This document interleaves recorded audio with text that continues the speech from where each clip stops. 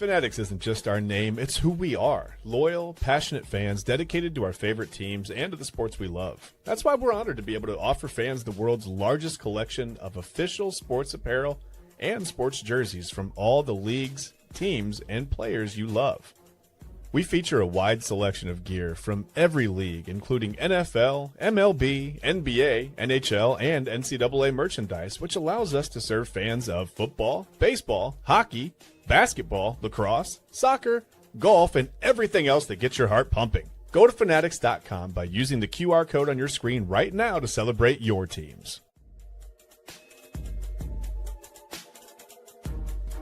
And welcome in, everybody, to another episode of Inside Edge Primetime here on the Inside Edge Network. I'm Eli Moon, fooling around with my settings, ladies and gentlemen. We are off and running. And here I am back in the fold. Oh, my goodness. Yes, Inside Edge Primetime here on the Inside Edge Network, your Tuesday edition. Happy Tuesday, everybody. I'm Eli Moon. Typically to my right, your right, everybody's right is Chad Bryan, but Chad Bryan on vacation, enjoying a much-deserved vacation. We are rocking with you. Nonetheless, here on Inside Edge Primetime, we'll be back next week. Got a lot of great stuff to talk to you about tonight. And, of course, a 3-hour, 3-show, one-stream phenomenon. Of course, Inside Edge Primetime with Just I tonight. Just I, but typically with Chad and I, 10 to 11 p.m. And then, of course, 11 to 12, the Daily Spiral with Autumn Chisholm. Tonight, I'll be sitting in with her, discussing a variety of topics. Very excited to talk with Autumn. I think it'll be our first time discussing since, if I'm not mistaken, I think we did Friday, but my goodness, the weekend was so long. It may have been Tuesday. Who knows? But we're going to talk tonight. And then, of course, Double A Anthony out for Midnight Run at midnight. If you haven't been here before, or if you have, hello to everybody. Like, subscribe, follow at Inside Edge Net so you know when we're going live across all the socials, of course.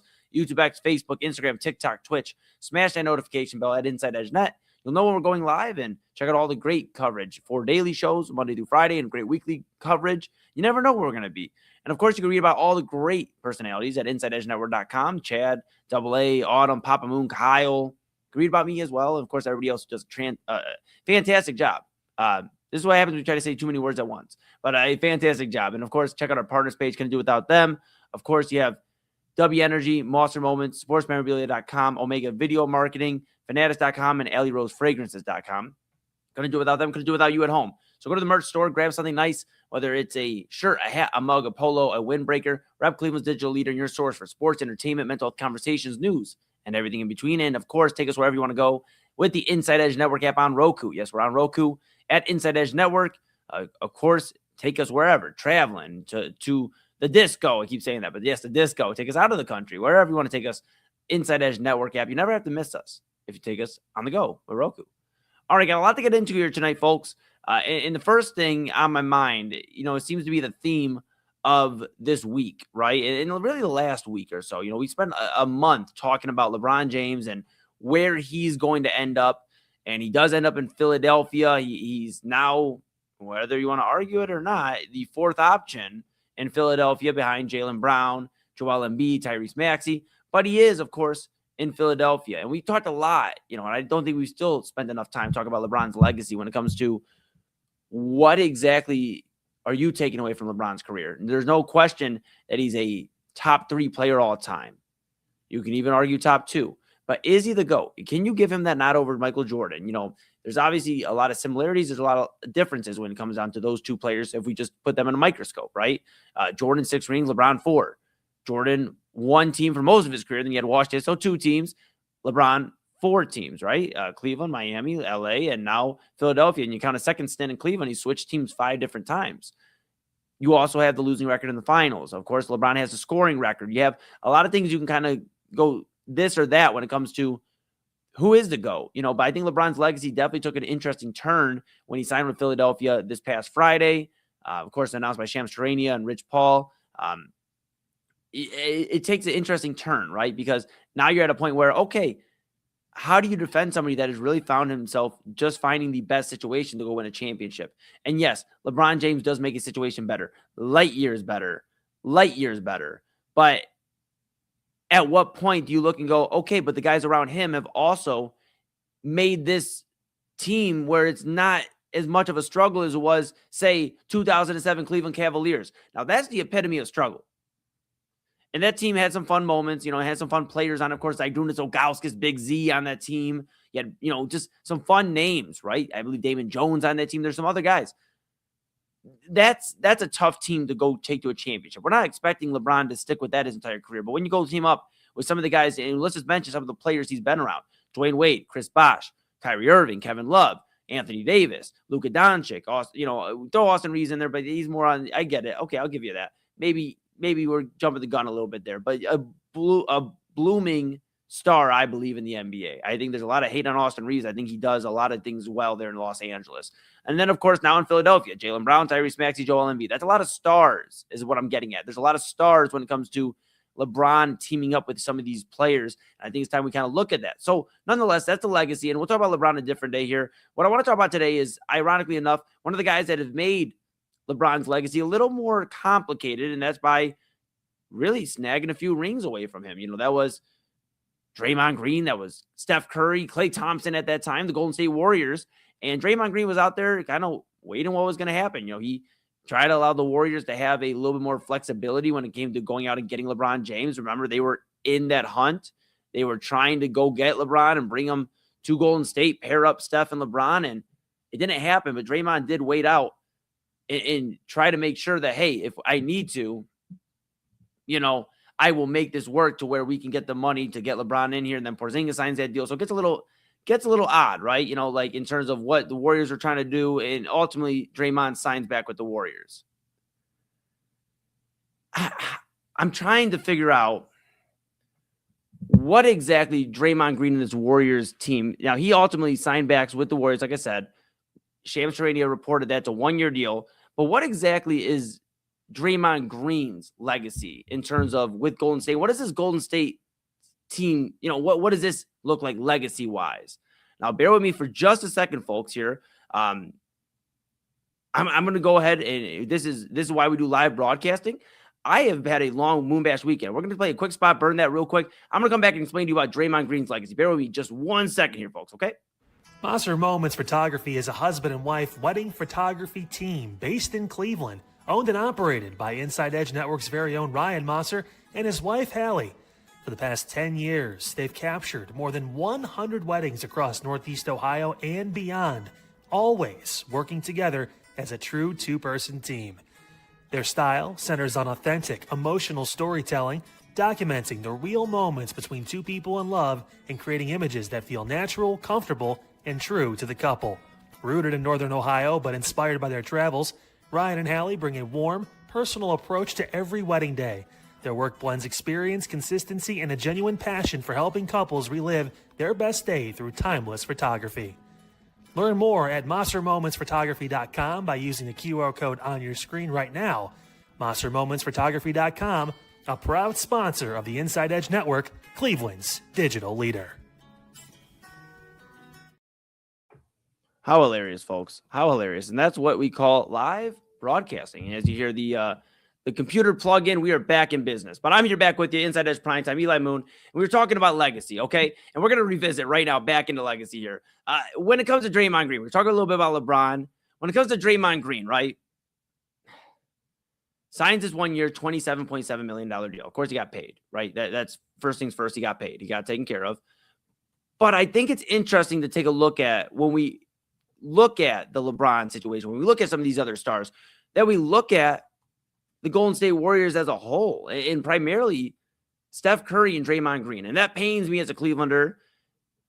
That pains me as somebody who, you think of, okay, Draymond and Steph and Klay at the time, they took 3 championships from us. And, of course, they earned them. But the Durant signing, that they took 2 championships from us. And so we get this bitterness, obviously, and you're mad when they go, they get this other one, and they beat the Boston Celtics, and they continue to have success while the Cavaliers are trying to figure it out post LeBron.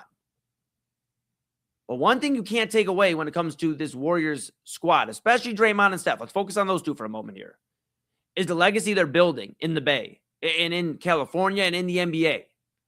A lot of people focus on Steph Curry and what his legacy looks like. We look at this 4 championship, one team, all with the same team, the MVP, unanimous MVP. I know they didn't get the championship. Thank you. We're here in Cleveland celebrating 2016. But Of course, the 73-9 record, and just all of the moments that he has created there in the Bay. Steph Curry is one of those guys, when we sit down and talk about greatest players of all time, I think after he retires, there's going to be a deeper discussion about where he stands. And now this discussion isn't about greatest player of all time.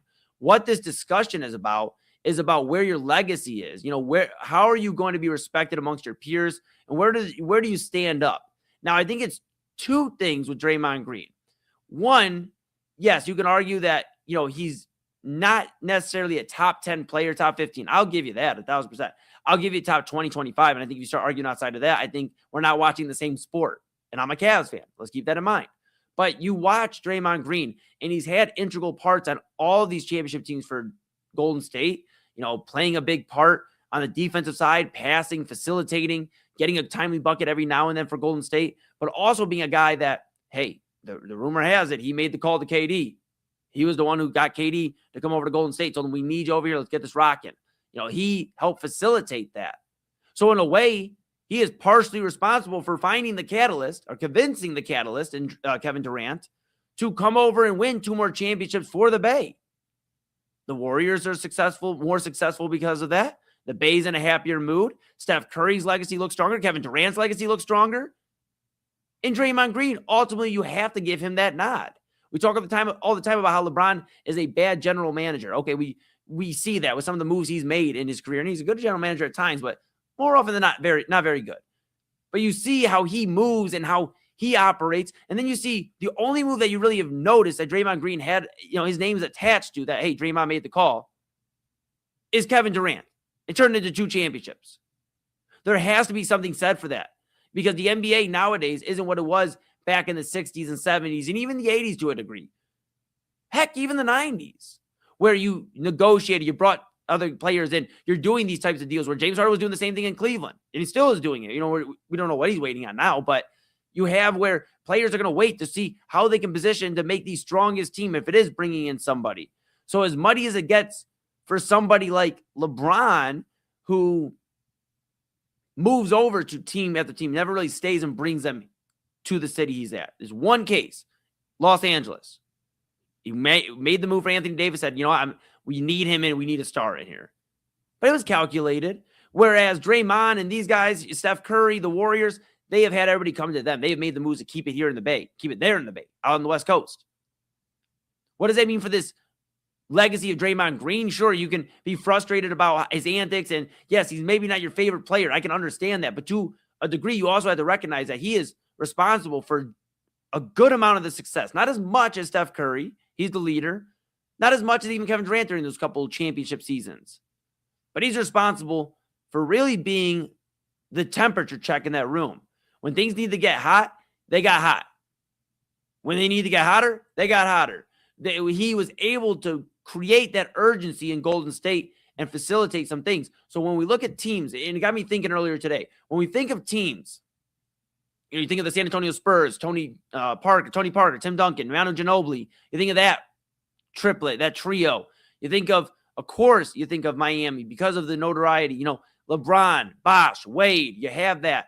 Of course, you think of Los Angeles, even the duo, Kobe and Shaq for a moment. There's so many. Jordan and Pippen and the Bulls. There's a lot of legacy teams we think of in stretches, whether it's for a 2-3 year run or sometimes over the course of a decade.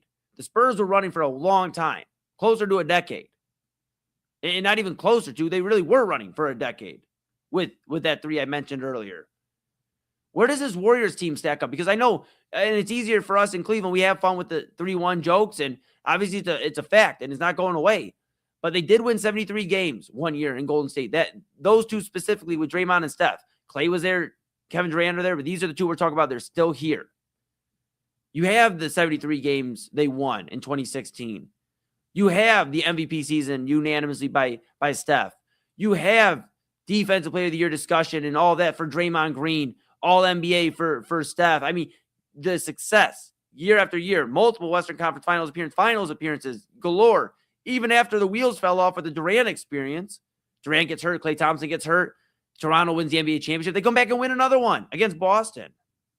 That's perseverance. So when we talk about this Warriors unit, this run, it is one of those teams that and it's going to pain us here in Cleveland to think about it. But when we go back and think about what does this Warriors team mean to the NBA history, the history of the NBA, it's going to serve as a time, and we wanted it to be here in Cleveland, but it's going to serve as a time of when super teams and the stars of the stars were popping out and doing their thing. There was 2 guys in the Bay that were able to stand the test of time, bring in 4 championships, get to 5 of them, and create a newfound resurgence of basketball, a love for basketball out there in California. You got to remember, everybody, when the Warriors started winning basketball games and being successful, the Clippers were still the Clippers. They weren't finding a ton of success. They were having playoff runs with Chris Paul and Blake Griffin, but they were continuously falling on their face still. Let's not forget they blew a lead to the Warriors in one of those playoff runs. And, of course, the Lakers were, this was, remember 2016, Kobe Bryant's last season. We had the cool moment to end the year with Kobe, the regular season. And then the Lakers were pretty bad. And to be fair, the Lakers weren't even really good the last few years for Kobe. And that's no slight at all on the legend who is Kobe Bryant, and we love and miss him here on earth. I mean, we definitely could use some guidance in the basketball world from him. And yeah, I mean, that's tough. But you think about that Lakers team, they weren't good. The Clippers were still the Clippers. They were just coming up short, as always, as they have done. That's just the truth. So the Warriors were the only team in California playing well. Oh, sorry. Let me take it back. Sacramento Kings were there too. Okay. And the Kings are the Kings. And yes, they've had a few bright seasons here and there, but the Kings are the Kings. You have the Warriors, and you had the Warriors in that time where they were pushing basketball in California. They were the team. They were a reason to get excited on the West Coast for basketball in that state. So I think when we think of legacy and we think of all that, we have to think of the Warriors as much as it pains us in Cleveland. They have a great deal. In fact, they have the most championships in the 2010s from one team. Of course, you have Miami. They won 2. You have 2012 and 2013. Of course, Dallas had 2011. Then you have 2014. You have the Spurs. 2015, the Warriors. 16, the Cavs. Warriors in 17 and 18. In 19, you have, of course, I believe that was Toronto Raptors. So you enter this weird period where you have to almost embrace it. And if you don't embrace it, that's okay, but you have to acknowledge it at the very least. And that's coming from a Cavs fan, that this Warriors team, when we talk about it 20, 30, 40 years from now, is going to be one of those teams we talk about with the Spurs teams, those Heat teams, those Celtics team back in the day, the Bulls teams. We're going to talk about this Warriors team because they have kept a nucleus of sorts. Yes, Klay is gone. He's obviously in Dallas now and figuring out what's going on there. And Kevin Durant has gone to a few different teams since, but they have had Draymond and Steph there. They have kept a nucleus. All while LeBron has gone to 2 different teams. 3, really, if you want to count it, because Draymond and Steph were just starting up, getting their momentum going with Klay and all that when LeBron came back to Cleveland. Oh, Paul George has been on a few different teams. Kyrie Irving's been on a few different teams. All this change over in the league. Greg Popovich is now out of it. He's not a head coach anymore. He's up in the front office role with the San Antonio Spurs, advising there. El Jefe. A lot has happened. One thing's been the same is those 2 guys are there, and the Warriors, even at bad basketball right now, are a play-in team, a team that can still be a problem if they get a 7-game series opportunity against another young team or a team that just hasn't been there before. They are still like that wise dog that could get in there and make some noise. And, of course, that's why they were going for LeBron and trying to pair it with maybe Anthony Davis. They won't get that. They'll get to run it back with Steph Curry, Jimmy Butler, Draymond Green, those guys. They'll have Brandon Podziemski and some of these other players that, they won't have Buddy Hield. They traded him, but they'll have some of these newer guys that are trying to teach the way. Of course, they have, Yaxel. Yaxel just got drafted from Michigan, Yaxel Lendenborg, and he is that next wave. And Draymond's already taken him under his wing. I think there's something to look at, not only when it comes to the Warriors, because that's what we've kind of been bouncing back and forth, but the Warriors' legacy, but also Draymond Green. Again, not going to be the greatest player of all time, not going to be in the top 10 discussion, but the fact that he's been there, and everybody thought he'd be the first one out, not Klay, not Kevin Durant, he'd be the first one out. And he wasn't, and he's still there, and he just signed another deal for another year. You wonder with a year deal signing, is this Draymond Green's last year? That's the other thing that kind of comes to my mind too, is like, okay, Draymond's not a spring chicken anymore, and I'm not saying he is retiring, and that would be pure speculation. But 36 years old, will be 37 in March, this upcoming March next year. You start wondering, you start thinking of legacy. And you don't really think about it as a Cleveland guy too much because he's a Golden State guy. He took some of your championships, some of your favorite teams didn't get to win championships because of teams he was a part of. But you think about Draymond Green, you think about how he is a championship. He is a champion. He's won championships. He's been with one team. He has that longevity through it all. And now he's trying to usher in and help out the next era. I don't know, man. There's something to think about there. Something to think about. But, hey, we'll revisit that a little bit more maybe when Chad B gets back when it comes to legacy in the NBA. I think it's a different discussion that we haven't really thought too much. But this offseason has opened it up so much. The discussion of legacy. Paul George on a different team now in Boston. Jaylen Brown created a whole legacy with Boston. Now he's in Philadelphia. You have some of these guys. LaMelo Ball has to completely rewrite the script in Minnesota and figure out what's going on there. And he's not going to be the go-to number one guy. That's Anthony Edwards' team. We start thinking about some of this. I've definitely been thinking about it a little bit recently. And I'm glad you listened here as I made sense of it all because I saw that comment earlier today and I said, well, what exactly? I think it's time we start thinking about, the Warriors team. This, as much as we talked about LeBron and him winding down, this is the end of an era in the NBA. That Warriors team, LeBron, some of these other guys, Durant, we're going to start seeing the new stars more and more. Some of these newer faces we're seeing. So kind of keep an eye on all of that. When we come back, though, we'll talk about a familiar face that's staying in Cleveland. That's Denzel Ward. He signed a new deal. He is now the highest paid cornerback in the NFL for the second time in his career. What does this mean for Denzel Ward? And more importantly, I got a question for everybody. Hear me out. Is Denzel Ward the best all-around draft selection the Cleveland Browns have had since the franchise returned? It makes you think, and I have some thoughts on it on the other side of the break, but this is Inside Edge Primetime here on the Inside Edge Network. Chad Bryan on vacation. Usually to my right, you're right, everybody's right, but he's getting some R&R. He'll be back next week. I'm Eli Moon. This is Inside Edge Primetime here on the Inside Edge Network, and we're back right after this. Key On Sports is the leader in Ohio high school athletic coverage in written, print, and video streaming. From the latest news and results and written content to the high school football game of the week every Friday, Key On Sports has you covered. The vision of 15-time published author Vince McKee has become the most trusted site in Ohio high school athletic news. From podcasts to player profiles, Key On Sports is your one-stop for all of it. Visit them today at keyonsports.com or on YouTube at Key On Sports. Check out their socials on Twitter and Facebook as well. Clean energy, bold flavors, and no jitters. See why people won't shut up about Dubby. Clean energy, no jitters or crash. Whether you're starting your workday or getting ready to exercise, Dubby Energy helps you lock in and focus. With over 15 flavors to choose from, you can't miss. Order Dubby Energy right now by using the QR code on your screen and use the promo code InsideEdge10 to receive 10% off your order. Dubby Energy, your energy-focused sponsor of the Inside Edge Network, Cleveland's digital leader.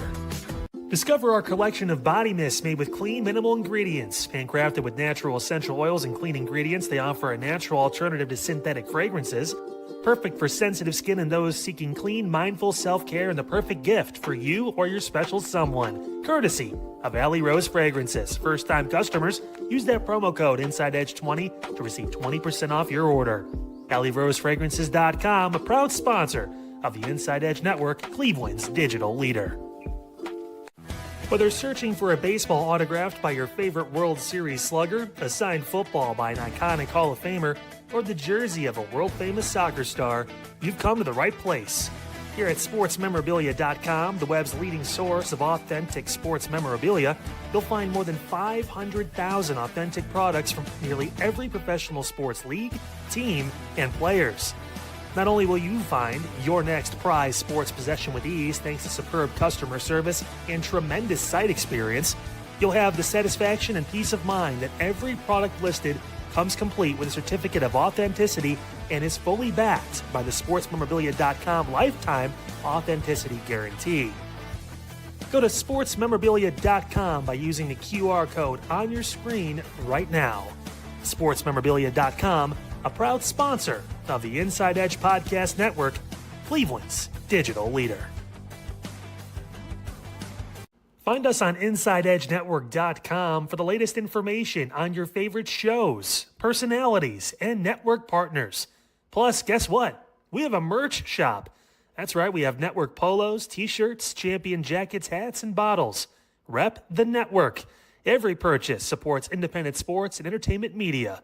Use the QR code on your screen right now to check out InsideEdgeNetwork.com. That's InsideEdgeNetwork.com.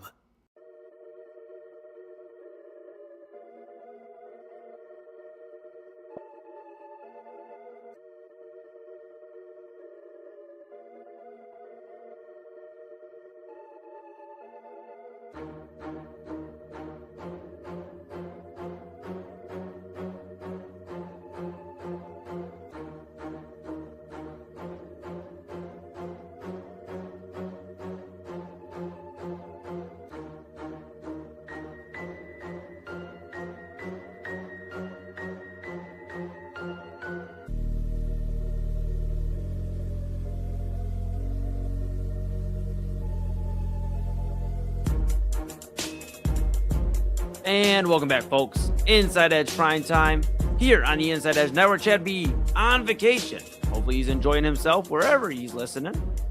Maybe he's not listening. That means I can say all the fun facts I know about Chad Bryant. No, we'll say that for another day. Maybe later on in the week. I'm Eli Moon. We are back here Inside Edge Primetime here on the Inside Edge Network. So happy you are with all of us, which, of course, right now I'm on screen, but so many of us that get it done here on the Inside Edge Network. And of course, you're going to want to make sure you stay tapped in with the Inside Edge Network at Inside Edge Net across all the socials, YouTube, X, Facebook, Instagram, TikTok, Twitch, all of the socials. Smash that notification bell. Know when we're going live. Inside Edge Net, 4 daily shows, a lot of great weekly coverage right there for you at Inside Edge Net, right here for you.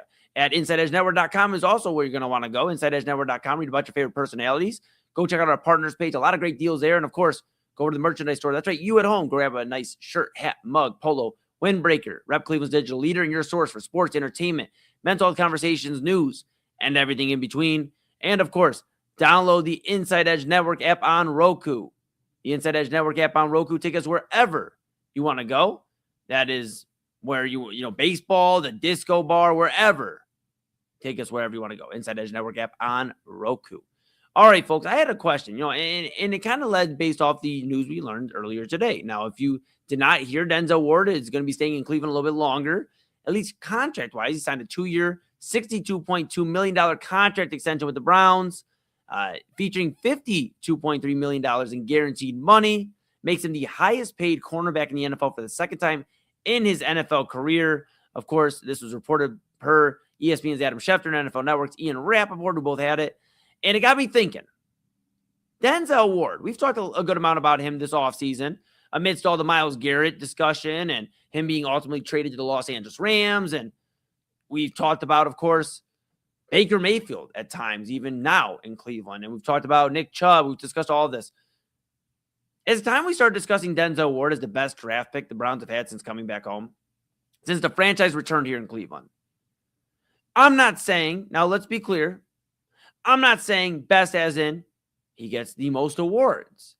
He has all of the records. Of course, if we look that way, it would be Myles Garrett.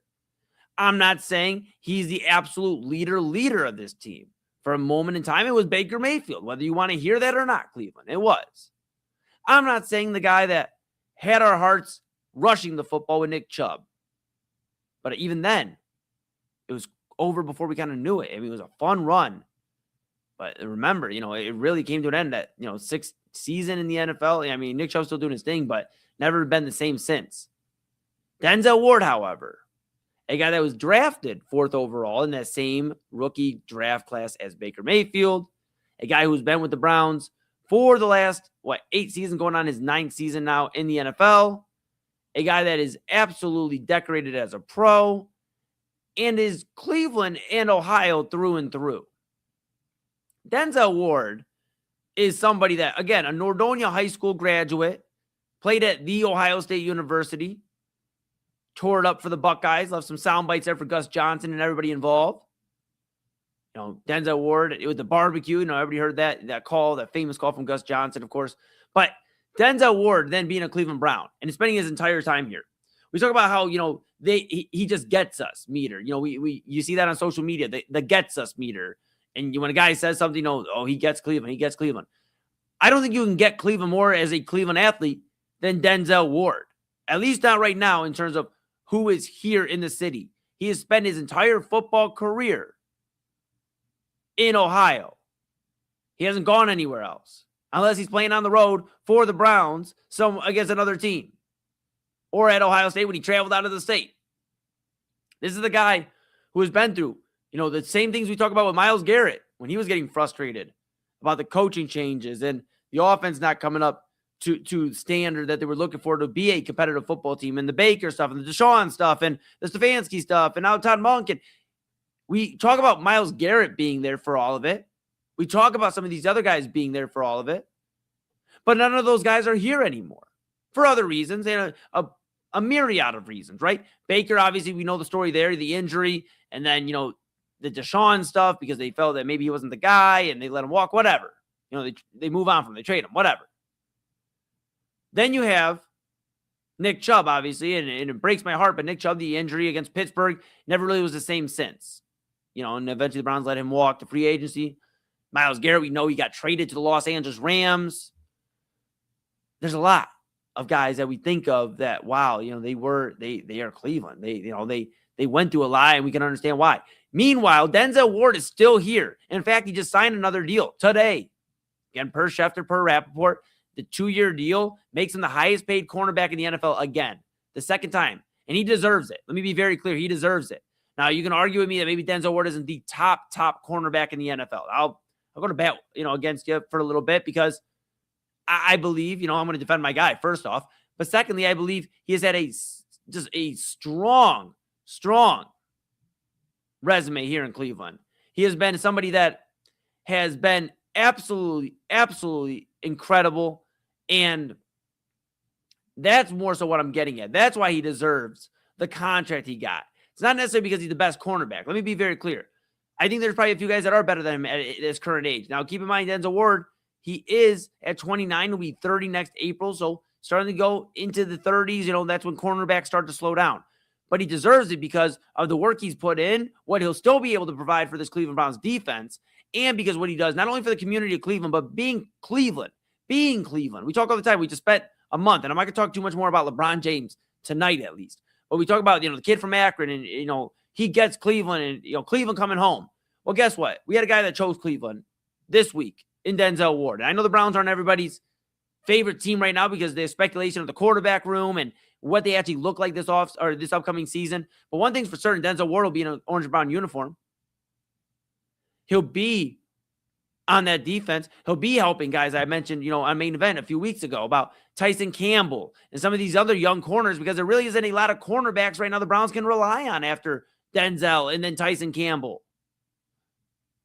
You don't have that same room that you had a few years ago. You have to have somebody to guide, and Denzel Ward is that guy. Well, Myles Garrett has decided to go win a championship, and, I wish him the best.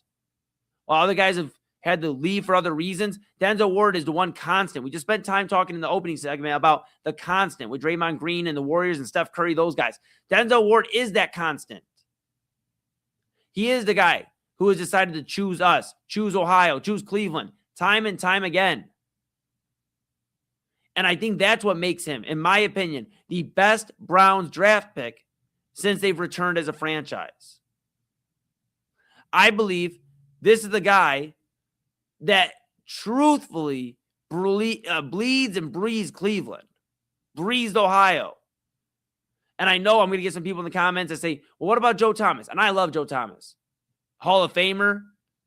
Again, we're not talking the best because then it'd be a discussion between Joe Thomas and Myles Garrett. This is a discussion of who gets us. If we want to use the gets us meter, who gets us the most and who has also had play on the field that makes the most, makes us happy, makes us proud.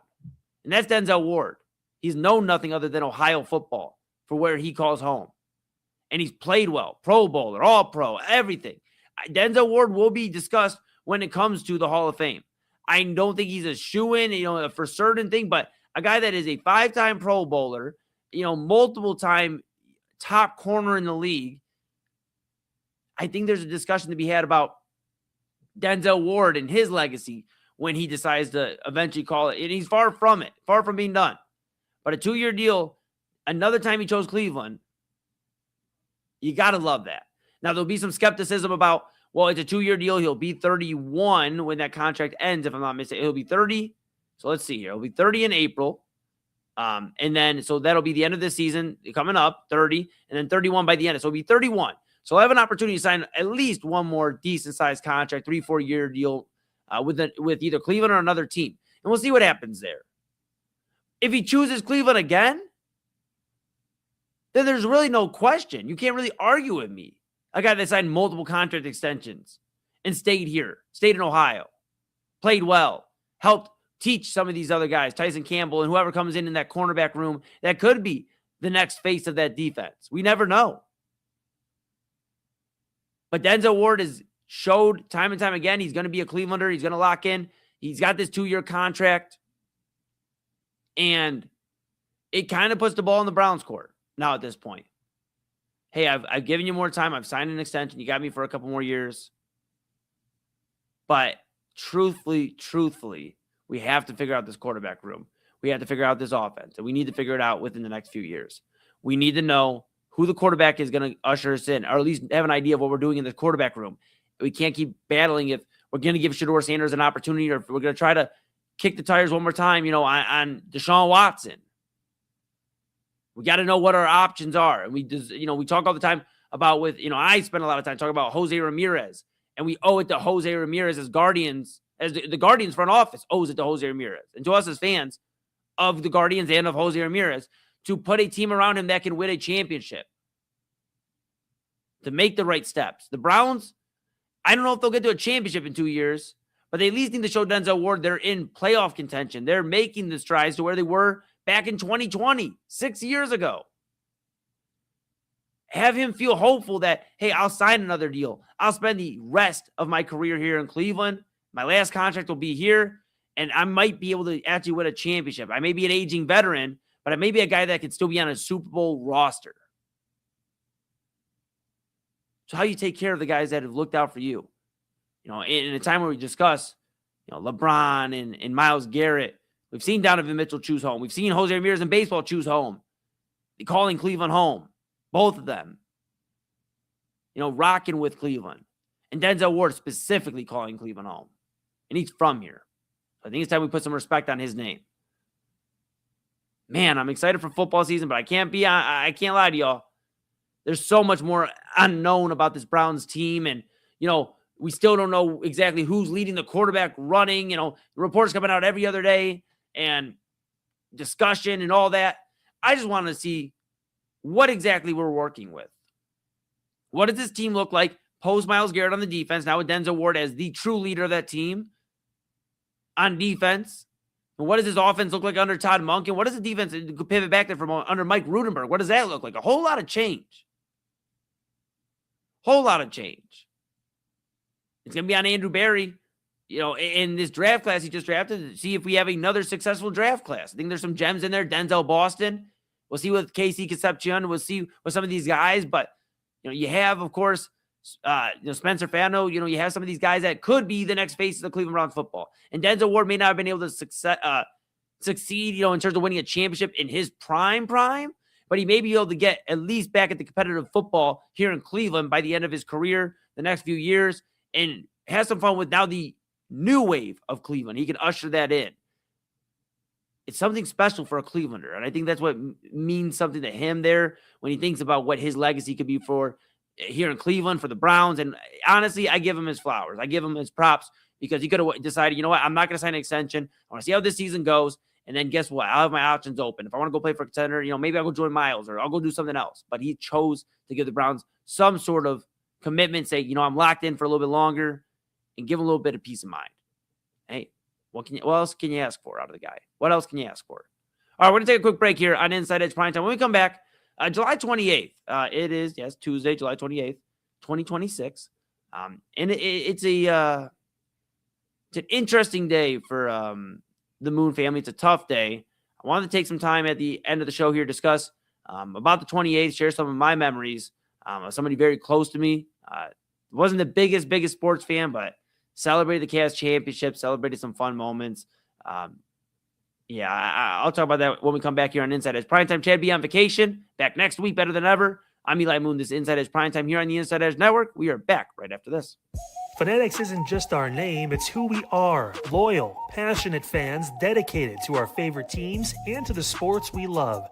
That's why we're honored to be able to offer fans the world's largest collection of official sports apparel and sports jerseys from all leagues, teams, and players you love. We feature a wide selection of gear from every league, including the NFL, MLB, NBA, NHL, and NCAA merchandise, which allows us to serve fans of football, baseball, hockey, basketball, lacrosse, soccer, golf, and, well, everything else that gets your heart pumping. Go to fanatics.com by using the QR code on your screen right now to celebrate your teams. That's fanatics.com, a proud sponsor of the Inside Edge Network, Cleveland's digital leader.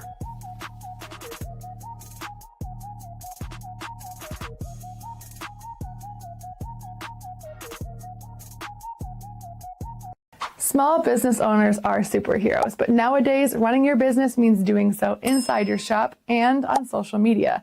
That's why you should make Omega Video Marketing your sidekick. With a decade of content creation experience, I create dynamic, informative, and fun videos for your specific social needs that will increase brand awareness, get you more followers, and keep your social pages and websites current and fresh. I offer flexible pricing and turn times and will work with you to understand your brand and your story. All of that comes from the heart. My award-winning expertise is just the cherry on top. So let's get connected. After all, your brand is the alpha and my expertise is the omega. Discover our collection of handcrafted candles. That's right, every product is thoughtfully created in small batches free from harmful toxins for mindful everyday indulgence. Our candles are hand-poured in coconut soy wax with natural wood wicks, offering a long-lasting burn and rich fragrances. Create a cozy, safe ambiance for your home with candles from Alley Rose Fragrances. First-time customers use the promo code InsideEdge20 to receive 20% off your order. AlleyRoseFragrances.com, proud sponsor of the Inside Edge Podcast Network. Moser Moments Photography is a husband and wife wedding photography team based in Cleveland, owned and operated by Inside Edge Network's very own Ryan Moser and his wife Hallie. For the past 10 years, they've captured more than 100 weddings across Northeast Ohio and beyond, always working together as a true two-person team. Their style centers on authentic, emotional storytelling, documenting the real moments between two people in love and creating images that feel natural, comfortable, and true to the couple. Rooted in Northern Ohio but inspired by their travels, Ryan and Hallie bring a warm, personal approach to every wedding day. Their work blends experience, consistency, and a genuine passion for helping couples relive their best day through timeless photography. Learn more at MoserMomentsPhotography.com by using the QR code on your screen right now. MoserMomentsPhotography.com, a proud sponsor of the Inside Edge Network, Cleveland's digital leader.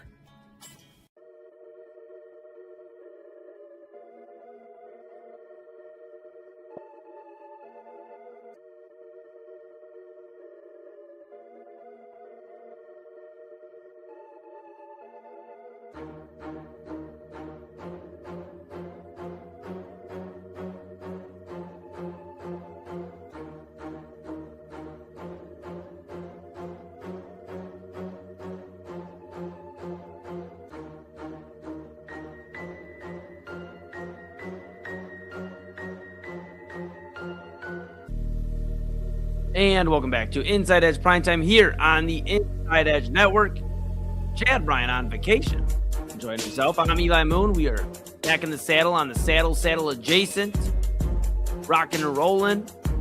Talked some Draymond Green and the Warriors. He re-signed with the Warriors today. Of course, Denzel Ward re-signing with the Browns, and I'm still here on the Inside Edge Network, and I'm not going anywhere. We're not going anywhere either.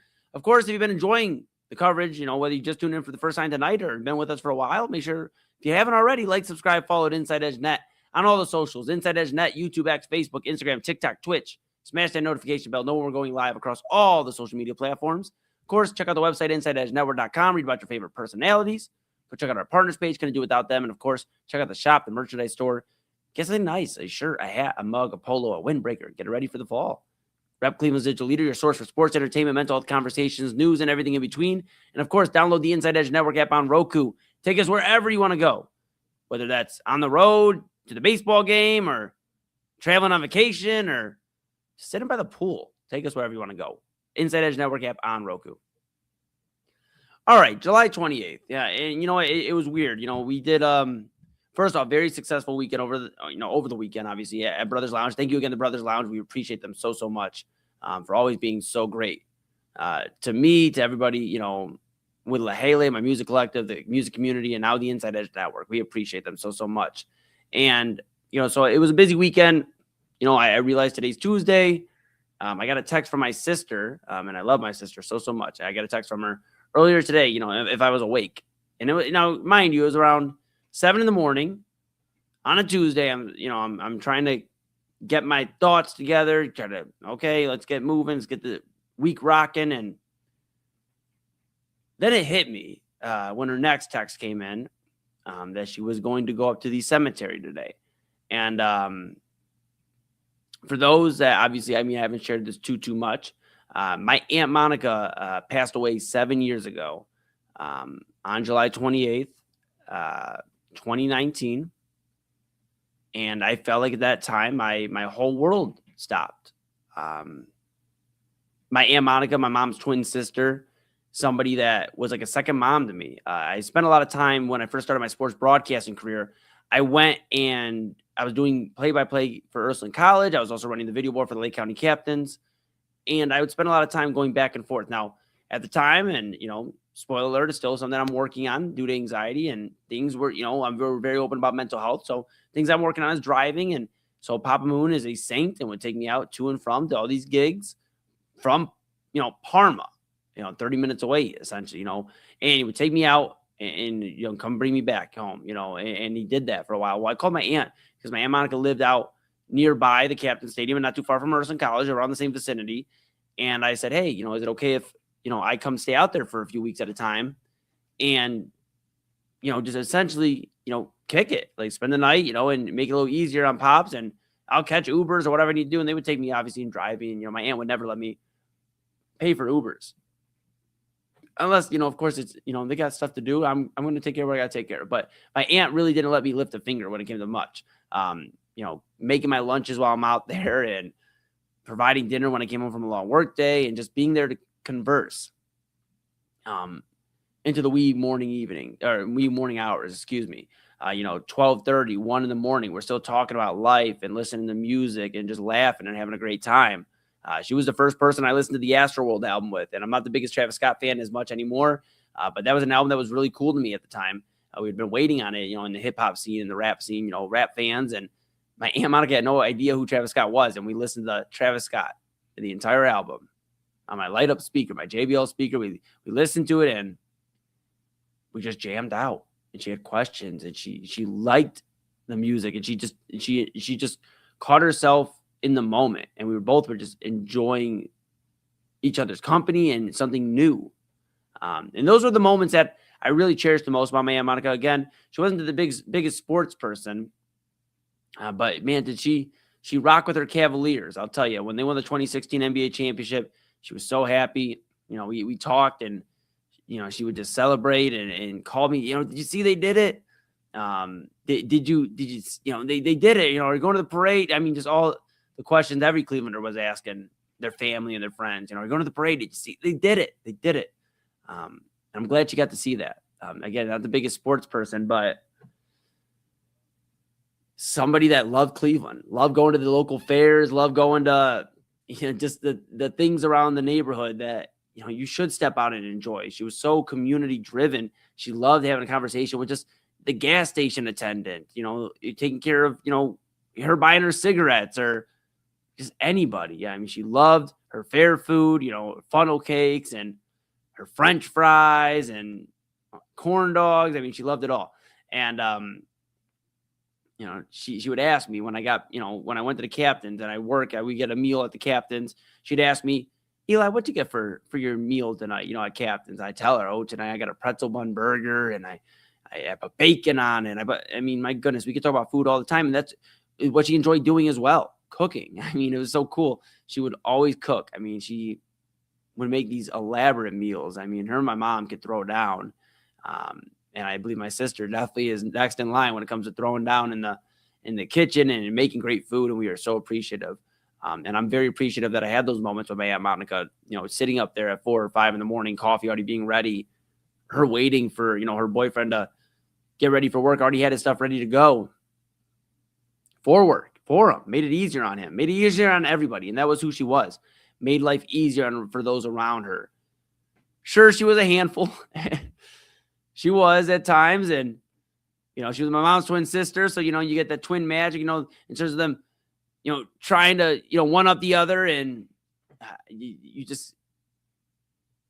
think about those moments. We spend all the time here on the Inside Edge Network. We talk at times about cherishing your loved ones and cherishing these moments with your family, your friends. And I had a lot of that this past weekend at Moon Bash.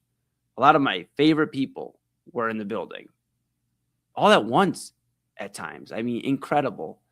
And I thought at times about my Aunt Monica and how she would have been there at Moon Bash and celebrating. We probably would have got her on air. The Inside Edge Network, we were live 1 to 8. We probably would have got her on air. We would have just got to have a great moment with her there. She would have enjoyed moments with the community, had conversation, met so many people. My goodness, she would have met so many people. And I think about, we think all the time about supporters and we think about who's there for us. And my Aunt Monica definitely was. She was at my first show. She showed up and she was rocking. And you don't expect family to like really immerse themselves into like what you're doing, especially when you're in the music scene. And, maybe hip hop's not everybody's cup of tea. My Aunt Monica was incredible, where she was loving everything. She asked me to introduce her to some of the artists, and she always asked me about my music career and what everything was going on. And she always checked in. And it was 7 years ago. Like, we got the word. I had just got back from a party, and basically I got the word that my aunt had passed away the following morning. And I guess that's why the 28th is such a weird time for me. And now I have Moon Bash every year, and I'm grateful for everybody I have around me. But one of the reasons I put together Moon Bash, it's for community, it's for everybody to have a great time, and it is turning into a bigger event every year. And I'm blessed for the people that believe in me and believe in everything we're doing here. My birthday is a weird time for me, though. It's the 30th. It'll be on Thursday. And then, obviously today's the 28th, and this is 7 years now that I don't have my aunt to talk to have a birthday conversation at 1:30 in the morning to 5 in the morning. I don't have that reassurance that, things are going to be cool. And I do, right? I have Papa Moon, I have Mama Moon, but everybody, I feel like at some point in time had their person or has their person. If you do, hold on to them tightly, that you can call at 4:30 in the morning, 3:30 in the morning, whatever it is. Say, I just want to talk. Are you awake? I just want to talk. I can't go to sleep, or, whatever. And my Aunt Monica was that person for me, and for my siblings and for a lot of people around her in her life. And I know she's looking down on heaven right now, and she's giving me the power to get through this segment without shedding a tear. But I visited earlier today at the cemetery, let her know that I definitely miss her like crazy, and I know she'd be proud of everything. I know she's watching.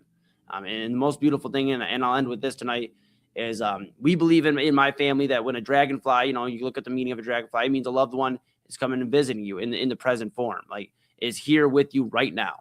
And we were out there, and we're visiting my aunt, and of course my mom's parents are both my grandfather and grandmother. They're buried in the same cemetery. My uncle, and then my sisters who passed away back in 1988 that were here for no more than a week. And my mom and dad dealt with some things growing up. So we're walking around, just saying hi to everybody and let them know we still think about them every day. And a dragonfly flew by in the cemetery, right around where I was at. And I know that's her. So tonight I'll end this prime time. I'm going to regroup during the commercial break. We got the Spiral coming up at 11 o'clock with Autumn, and that's going to be a lot of fun.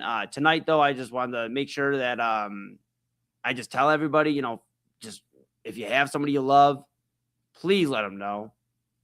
Like, it doesn't have to be a perfect time. It doesn't have to be like, well, my last text was, do you want to get food? And we haven't talked in 2 months. Just tell somebody you love them. If it's on your chest, if it's on your heart, tell them. And cherish those moments. Cherish those random gas station visits and the trips to the fair, and cherish the moments that make you in the moment want to freak out because everything's going wrong. Because those are the moments you'll look back and laugh on when that's what you have, moments. So, yeah, 7 years doesn't feel real. I'm blessed. I'm still in this opportunity, and everybody around me that keeps me motivated and going. I know she's pulling some strings up there in heaven, and I know she is. So, thank you to everybody for listening to me. I just had to get that off my chest here in the final moments of Inside Edge Primetime here on the 28th. Thinking of my Aunt Monica. I miss and love her very, very much. And I know she's also pissed that LeBron isn't coming back home. So, I mean, I'm telling you, folks, she would have called me up the day it happened and been like, why would he do that? Now, why would he do all that? Aunt Monica, I mean, if you're listening, I don't know either. But I love you and I miss you. And that's going to be Inside Edge Primetime here on the Inside Edge Network tonight. We are going to switch over. I'm not going anywhere with you. I'll, in fact, be with Autumn Chisholm here. And at the top of the hour, the Daily Spiral, we're going to talk about a lot of fun stuff. And maybe some serious stuff as well. We're going to get into it all. Of course, I don't know what Autumn has planned. I do, but you know what? That's for her to tell you. I have the rundown. You don't. We'll find out at the top of the hour. The Daily Spiral with Autumn Chisholm, and I'll be there as well. Coming up here right after a few words from our partners. And, of course, one of the coolest intros on the network. We'll see you on the other side. Key On Sports is the leader in Ohio high school athletic coverage in written, print, and video streaming. From the latest news and results and written content to the high school football game of the week every Friday, Key On Sports has you covered. The vision of 15-time published author Vince McKee has become the most trusted site in Ohio high school athletic news. From podcasts to player profiles, Key On Sports is your one-stop for all of it. Visit them today at keyonsports.com or on YouTube at Key On Sports. Check out their socials on Twitter and Facebook as well. Clean energy, bold flavors, and no jitters. See why people won't shut up about Dubby. Clean energy, no jitters or crash. Whether you're starting your workday or getting ready to exercise, Dubby Energy helps you lock in and focus. With over 15 flavors to choose from, you can't miss. Order Dubby Energy right now by using the QR code on your screen and use the promo code InsideEdge10 to receive 10% off your order. Dubby Energy, your energy-focused sponsor of the Inside Edge Network, Cleveland's digital leader. Discover our collection of body mists made with clean, minimal ingredients. Handcrafted with natural essential oils and clean ingredients, they offer a natural alternative to synthetic fragrances. Perfect for sensitive skin and those seeking clean, mindful self-care, and the perfect gift for you or your special someone. Courtesy of Alley Rose Fragrances. First-time customers, use that promo code InsideEdge20 to receive 20% off your order. AlleyRoseFragrances.com, a proud sponsor of the Inside Edge Network, Cleveland's digital leader. Whether searching for a baseball autographed by your favorite World Series slugger, a signed football by an iconic Hall of Famer, or the jersey of a world-famous soccer star, you've come to the right place. Here at SportsMemorabilia.com, the web's leading source of authentic sports memorabilia, you'll find more than 500,000 authentic products from nearly every professional sports league, team, and players. Not only will you find your next prized sports possession with ease thanks to superb customer service and tremendous site experience, you'll have the satisfaction and peace of mind that every product listed comes complete with a certificate of authenticity and is fully backed by the SportsMemorabilia.com lifetime authenticity guarantee. Go to SportsMemorabilia.com by using the QR code on your screen right now. SportsMemorabilia.com, a proud sponsor of the Inside Edge Podcast Network, Cleveland's digital leader. Find us on InsideEdgeNetwork.com for the latest information on your favorite shows, personalities, and network partners. Plus, guess what? We have a merch shop. That's right, we have network polos, t-shirts, champion jackets, hats, and bottles. Rep the network. Every purchase supports independent sports and entertainment media. Use the QR code on your screen right now to check out InsideEdgeNetwork.com. That's InsideEdgeNetwork.com. 5, 4, 3, 2, 1, 0.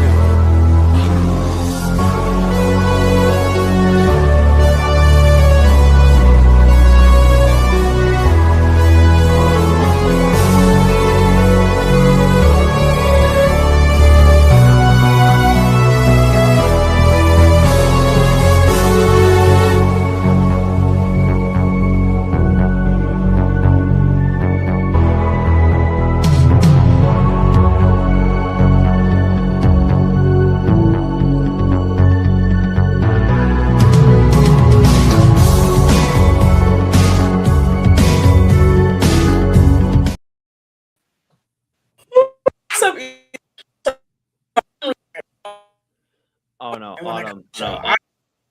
Autumn. I got bad news. Do you want to know the bad news? You sound like you're so they have Chopped and Screwed in Houston, like DJ Screw, like Chopped and Screwed. I'm trying to think of what the word would be for yours when your Wi-Fi does that. It's more like a yeah, okay. All right, we're gonna let Autumn get fixed here. I will let everybody know if you're wondering what's going on. This is the Daily Spiral. This is what happens when Autumn will sometimes spiral at the beginning of the show. She doesn't make you wait till 11:59. It's a great thing. Autumn, are we back? Can you hear me now? We're back. We're back. Yeah, this is when I have to use my computer's lovely microphone. Not the one that I pay for. Not the one that's, I paid for out of pocket. Yeah, I think I know what's But on the show computer. tomorrow. Yeah. Computer. Okay. Yeah. But no, I'm dragging a little bit today. I'm dragging. I'm not even gonna lie to you. Okay. What's going on? What's going on? I'm just tired, man. I'm like tired. I caught myself falling asleep at work. Because I work in a place where at a certain time of the day it gets really, really cool, and I'm all the way in the back. And the kids, if they're quiet, I'm just like, I can just close my eyes, and I'm like, oh no, you can't close your eyes. Like, I will fall asleep. Yeah. I need to not fall asleep. I get it. No, I get it. I have tomorrow off because I'm going to Columbus, going to visit my little brother, and I promise you, my mom and dad are both going down. I will be sleeping in the back seat. I promise you. Like there will be no questions asked. Somebody can put on some tunes or somebody start up a good dialogue and have a conversation, and I will be on Dream Street for at least a few hours. Look, Friday, I will be until I have to get up and go somewhere. Okay. I would be just nothing. But we have a show. We have a show tonight. Yes. I wanted to start with an interesting topic. If you are a broadcaster and you had a broadcaster friend and you had a friend with some insider information that's like, hey, this information can make you a ton of money. But you have integrity. You say to yourself, I have integrity. I have a reputation to uphold. I'm going to tell you this, but don't use it for nefarious reasons, right? Yeah. Then that friend gets on national television and says, yeah, he's my boy. And we got that inside scoop. So I placed a huge bet and won a shit ton of money. And just technically admitted to insider trading. How would you react to that? Because Pat McAfee openly went on his nationally syndicated podcast in front of the entire world and admitted that Shams, the NBA's premier insider, told him where LeBron was going. And he said, Shams is our NBA guy. Right? He said that out of his mouth. He said, Shams is really close. He's our NBA guy. So he told him where LeBron was going. And instead of, saying, I'm going to just sit on this information, maybe like scoop it, he tells the world that he placed a huge bet and won a ton of money. I don't know if you guys know this, but that is what we call insider trading, which is illegal. Yeah. I mean, not great. I one thing on a side note. I'm just trying to figure out how Shams was able to tell Pat McAfee where LeBron was going when Rich Paul told everybody that nobody knew where LeBron was going up until when he told them. I mean, of course, there's always things that we don't find out till the truth is the fan. But you had to think, and maybe not you, Autumn, but at least I would tend to think that Pat McAfee, a guy who's sitting on an opportunity to make $60+ million per year and is going to be in position to be basically, if he's not already, ESPN's top dog, I mean, there's really nobody left now at this point. The only guy you could say that is going to compete with him as a top dog is Stephen A. Smith. And he has his hands in so many other things right now that you really don't know where he's going next. If he's going to be at ESPN or if he's going to be trying to run for office. I don't think it's the greatest idea, but nonetheless, that's where we're at as a country. With all that being said, I would tend to think that Pat McAfee is a little smarter than that. Now, I know. You give him a ton of credit, man. You really are.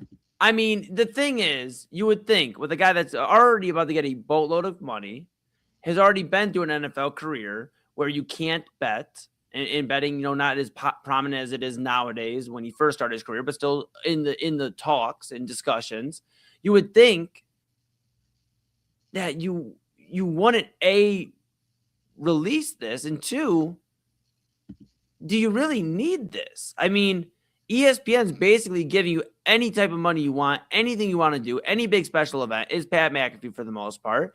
And I'm going to be honest, I do enjoy McAfee to a degree, excuse me. I do enjoy some of his coverage on ESPN. I like to listen to his show when he has certain guests on, and they are fun at times. And some of his coverage elsewhere is fun. I think there's also a Pat McAfee saturation or oversaturation where there's too much of him at times. And I think that's where people are burnt out. Even wrestling fans were burnt out on him from the WrestleMania stuff. But I just got to believe that this guy is a little smart. I'm not saying he's Harvard. I'm not saying he's 4.0. I'm not saying he's going to cure all the world's problems. But you got to think that he's just maybe a little smarter than this. I mean, I just can't believe a dude would go out there and basically leak his hand.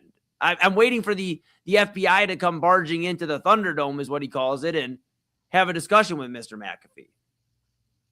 Eli, we have seen how many athletes, both college football, NFL, NBA, across the board over the last, I'm going to say 6 years, 5-6 years since gambling has been legalized, right? Mm-hmm. We've seen plenty of people caught, right?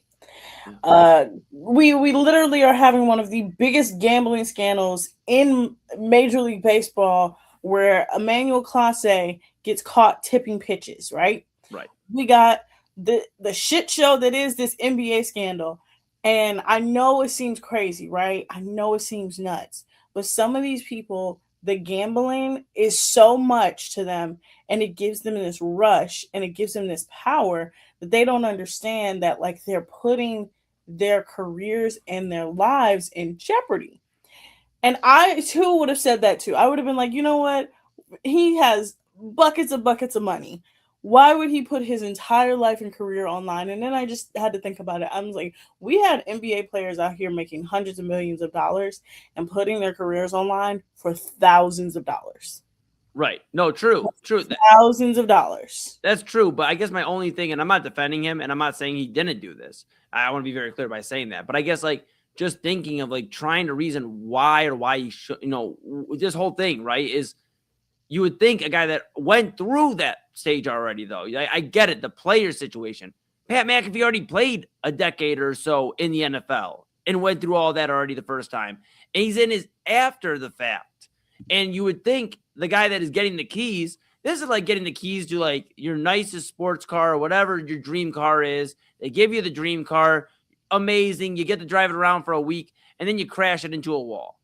Like, that's what this literally is. Of course, everybody okay in that hypothetical car accident, but that's essentially what this is. You wrecked a dream car, and now you're sitting here, you have your thumb out because now you're hitchhiking for a next ride. And that's a dangerous game, to your point, where he's playing, because he is the guy that a lot of guests, whether they're athletes or they're reporters or whatever, on his show, and now it starts to turn into, in the sports world in general, is turning into who can get a hold of gambling sponsorships, betting sports sites sponsorships, who can tip off this. I mean, even during Giannis, the trade deadline discussion, the Kalshi odds, and all that discussion, everybody's getting their hand in the pot. So I think we're starting to enter a weird time in sports where it's like there's more of a blurred line between, I don't even know what the word is, but between report, and I guess less of a blurred line between these reporters and these talk show hosts. Before it used to be a little bit of, hey, I'm not going to give you everything. Nowadays it's, well, I'll give you, and you can go make some money off of it as well, which becomes a bigger discussion. We just spent earlier this year talking about Diana Rossini and talking about her in the discussions with Brit and her whatever alleged relationship with Mike Vrabel and how that was affecting the A.J. Brown discussions, which I do believe did. I do. But you look at all that, and now we look at the McAfee stuff, on top of the players doing what they're doing, on top of the Brendan Sorsby stuff, on top of everything else, and it just makes me as a sports fan wonder how much is enough to where casual sports fans start checking out. I don't think the hardcore fans eventually will, it'll take a while, but casuals that are starting to buy into sports are going to start checking out, because we talk for years and years and decades about WWE and professional wrestling and being like, hey, it's scripted. Why would you? We can't bet on wrestling. It's scripted. Well, hey, here's a spoiler alert. Some wrestling events now you can bet on. But also with that being said, we talk all this time about all that scripted and, and this and that. If we know that these reporters are getting tipped off and, players are going into business for themselves and all this other stuff, and betting sites are basically FanDuel Sports Network, for example, with the Cavs. And hey, Cavs are down by 10, but you know what? They're plus money to come back and win by 5. At what point do casuals and then eventually hardcore sports fans look and go, I think I'm going to find some more time to go fish, or I think I'm going to go find some time to go step out to, with my friends more on a Friday night than go to the baseball game? Because now it's just choosing your best entertainment. There is no more sports and just a proven winner or loser in integrity. It's just now another form of entertainment, which would then make us years from now, Cleveland's source for entertainment, news, and mental health conversations and everything in between. I mean, that's where we're heading. Honestly, I know it seems out there, but from what I've seen from the last couple years with this gambling stuff, and even ESPN has its own bet site called ESPN Bets. Right. They're now pushing people to bet on so there's a dance league called the IDL, the International Dance League, the IDL. They're betting on the IDL. The IDL is a league that was created for dancers because dancers only had one major competition and they couldn't really sustain their lifestyle. Right. So you have a company, think about this. The company itself is getting into bed with betting, right? So you expect everybody underneath to be like, you know what? We're not going to bet. We're going to be angels, right? No, that's not going to happen. Now we have all these networks where DraftKings now has its own network. FanDuel has its own network. ESPN got into betting. Barstool has a betting system. And so when I'm looking at Pat McAfee, I really I've said on the show, I enjoyed Pat's show when he first came on. Mm-hmm. I thought Pat was a great addition to what was happening in the sports landscape because he was a unique voice. He played a unique position and he really gave you a lot of insight and a lot of good stories. And now that he's so far removed, because he's almost 10 years removed from his career, it's different. You have to function different. You have to actually try. And when I watch his show, he doesn't try. He just regurgitates slop for real. And what made me so mad in this situation is I'm like, you're literally admitting to a federal crime on national television, and you're not going to get in trouble because nobody cares. Nobody cares. Yeah. I don't know if it's even, for me, it's about the talent or the discussion of the show. Because when it comes to shows, I think everybody has some people like Stephen A., some people like Pat McAfee, and that's just kind of the way. And some people like the in-between, the Mina Kimes of the world and the Dan Lebatars. And there's something for everybody, I feel like, on that station if they want to choose, or that network. But the problem, I think, Autumn, is more so the integrity of sports, I think, and that's what it's coming down to. We talk all the time about boxing, why people fell out of love with boxing. It's because it felt like fights were being rigged. And, you're an 8 to 10 division champion across, or, 8 to 10 champion, weight class champion, but in 10 different promotions. And the constant, that fight didn't seem like it went that way. Were the cards this way? Or why did this go on? And then the Jake Paul stuff and everything else. We talked about this with boxing, and now it's becoming where it's almost like a body, right? Like if sports was a body and boxing was like the leg or the foot of this body, and it became infected. There's the question of integrity. And it's like, okay, well, we still got baseball, we still got football, we still got basketball, we got hockey, we got all this. We got a healthy body, and now it's infected the entire body. And now we're starting to get to the point where sports and the integrity as a whole, doesn't matter what sport you turn on, is being questioned because the first thing you find about is what the betting odds are. Soon as somebody announces they want to trade, the first thing that we find out within 5 minutes, if not sooner, is the best odds for him to go where in those next 5 destinations. And you can bet on them. Heck, I put a little 10-cent bets on, in from time to time. Over the weekend, there was LeBron to Philly odds about if LeBron would score 50 points in any game in Philadelphia or this or that. If he would hold up 10 points per game, every game of the season. I mean, just stuff that makes you wonder, like, okay, yes, betting is fun. I enjoy putting my 10-cent bets in and all that. That's fun. But it makes you wonder 2 things. Where's the integrity of the sports gone? Because now it's like, why would I go here when I can go elsewhere? And 2, now we're starting to play with people's money. And that's a real serious issue, that we're playing with people's money. Sure, Pat McAfee can assume to lose, can rather afford to lose a big bet. If that wouldn't have worked out in his favor, he could afford to lose that, or some of these guys can afford that. Drake puts on a $3 million bet. He can afford that. Conor McGregor, the same thing. But the guy who's working at the steel mill and puts his overtime check on the same thing that Pat McAfee did and it doesn't hit, there's a bigger discussion about that type of stuff. And I think that's where we're starting to play with people's money. And that's where it gets into a dangerous game where sports are going to turn people off as a whole. So yeah. Look, I'm going to tell you like this.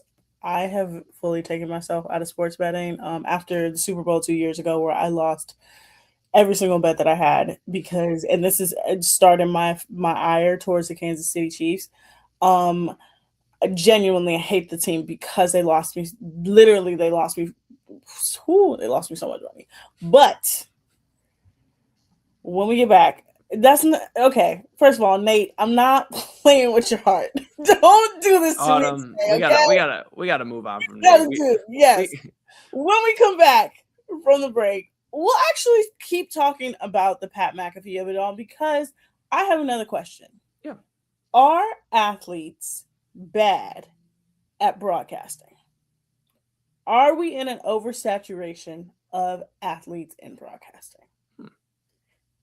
Ruminate on that. When we come back, we'll talk about that. Also, just know, you guys, I make terrible decisions. Don't trust me with your money. I bet on the Kansas City Chiefs. It was so bad. I don't even want to talk about it. When we come back, we'll talk more about broadcasting and athletes in broadcasting. And I have a dilemma, and I want to talk to Eli about it.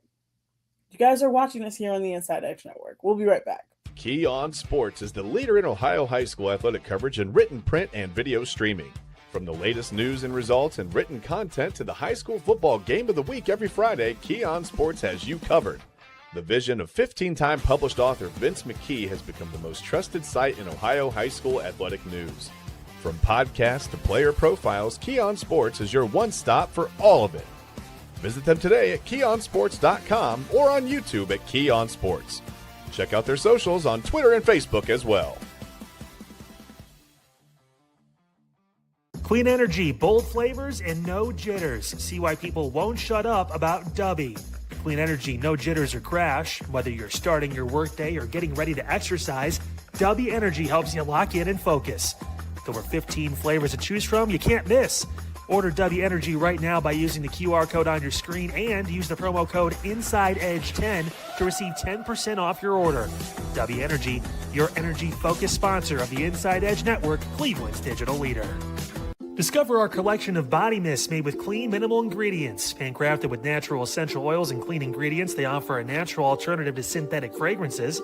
Perfect for sensitive skin and those seeking clean, mindful self-care, and the perfect gift for you or your special someone. Courtesy of Alley Rose Fragrances. First-time customers, use that promo code InsideEdge20 to receive 20% off your order. AlleyRoseFragrances.com, a proud sponsor of the Inside Edge Network, Cleveland's digital leader. Whether searching for a baseball autographed by your favorite World Series slugger, a signed football by an iconic Hall of Famer, or the jersey of a world-famous soccer star, you've come to the right place. Here at SportsMemorabilia.com, the web's leading source of authentic sports memorabilia, you'll find more than 500,000 authentic products from nearly every professional sports league, team, and players. Not only will you find your next prized sports possession with ease thanks to superb customer service and tremendous site experience, you'll have the satisfaction and peace of mind that every product listed comes complete with a certificate of authenticity and is fully backed by the sportsmemorabilia.com lifetime authenticity guarantee. Go to sportsmemorabilia.com by using the QR code on your screen right now. Sportsmemorabilia.com, a proud sponsor of the Inside Edge Podcast Network, Cleveland's digital leader. Find us on InsideEdgeNetwork.com for the latest information on your favorite shows, personalities, and network partners. Plus, guess what? We have a merch shop. That's right, we have network polos, t-shirts, champion jackets, hats, and bottles. Rep the network. Every purchase supports independent sports and entertainment media. Use the QR code on your screen right now to check out InsideEdgeNetwork.com. That's InsideEdgeNetwork.com. Hey guys, awesome show on Unfiltered today. Got into a lot, including that situation involving the North Royalton City employee that was killed. Bond set at $15 million. We got more of the details about the issues that suspect had been experiencing with the city of North Royalton. Still no excuse, and obviously as more details come down, we'll give them to you here on Unfiltered. Also, hey, IKEA's coming to Northeast Ohio. There's a new slide park, a dry slide park in Parma. There's so much going on here in our great region. We talked about all that and more. Coming up tomorrow, the latest news and notes, and maybe a little bit on the Browns. Training camp opens, and Denzel Ward has a new deal. Does it really matter in the grand scheme of things here in Cleveland? We'll talk about that and much more coming up on Unfiltered, all along the Inside Edge Network. I will see you at 5 p.m. right here.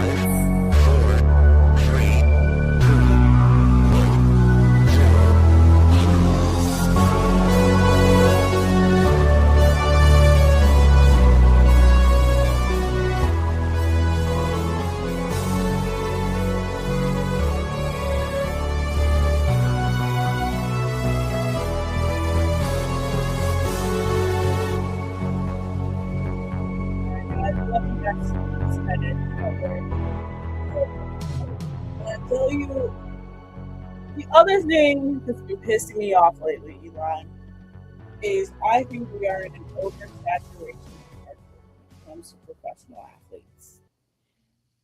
Every action has a reaction, right? For years, professional athletes have been talking about the people we want in the media is people who played the sports. That's who we want. We don't want the typical people, the people who've never played. We want the athletes that are in the media, right?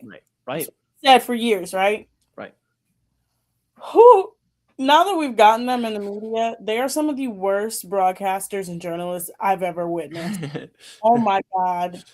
Yeah. They're so terrible because they have no personality. They have no charisma. They're dry. When they do get to the point where, remember when Tony Romo was first hired and then like everybody was like salivating for him because they were like, oh my God, he predicted the game, guys. He's predicting all the stuff. Let's be real though. He was kind of predicting the stuff. He was. But now when you listen to him, completely phones it in, right? Well, with the most recent information on Tony Romo, we don't know. Yeah, we know about Tony Romo. Okay, yeah, you're good. Go ahead. Yeah, but I think that the market is currently for athletes in broadcasting is just way too much, right? Everybody has a podcast. I don't need to know your thoughts. I really don't. Some of you need to keep those thoughts in your head, right? Like I say all the time, we need to take the microphones away from men. Really male athletes for sure. But everybody's podcast we don't need to see. We don't need to see you on a panel. Why are all the YouTube videos of athletes on a panel and they're saying the most crazy stuff? And it's like the NBA guys, okay, it's a little funny when you guys make fun of Rashad McCants because he has some sixth sense of like not normal up in that brain. But it's just the point now where I'm just we are at an oversaturation and these people are making it unbearable to watch sports. Yeah. I mean, it's all in like finding the right fit, right? In general, like just because you played sports doesn't mean you could talk on sports. And I know it sounds crazy, but we get a lot of times, well, you didn't play, but sometimes some of the guys that haven't played become some of the best coaches, some of the greatest executive minds, some of the greatest broadcasters that get the respect and love from some of these coaches. I was actually seeing some stuff on Ryan Clark, and, it's not my place, and I'm not going to step into whatever went down with that ESPN stuff, and we've heard all the reports. But, I did see a video, and that this sticks out in this conversation, where him and Peter Schrager, and there was a few other guys on the panel. I believe Teddy Bruschi, and I cannot remember, forgive me, the other broadcaster, or the NFL player turned broadcaster. Peter Schrager was on that set, and, he was discussing, it was a very ho-hum discussion. It was about week 1 and CeeDee Lamb and A.J. Brown, who had a better week. And the Eagles won the game. A.J. Brown had the catch, won the game. I think he was one catch for a touchdown, though, I believe. And, basically put them in position to win the game. CeeDee Lamb had a great game, whatever. They're talking about it, Autumn. And Peter Schrager's making some strong points, and Ryan Clark goes, and this is why, I got to stop you because that's the non-player in you. And I think we've entered a weird time where, yes, players do know more X's and O's than me. I'll be clear, at least me, and I would say a lot of us, but let's hand up me. If you put a wide receiver who's played 15 years in the NFL and me in the same room, they're going to know more routes and things like that, and some things that I wouldn't recognize from the naked eye.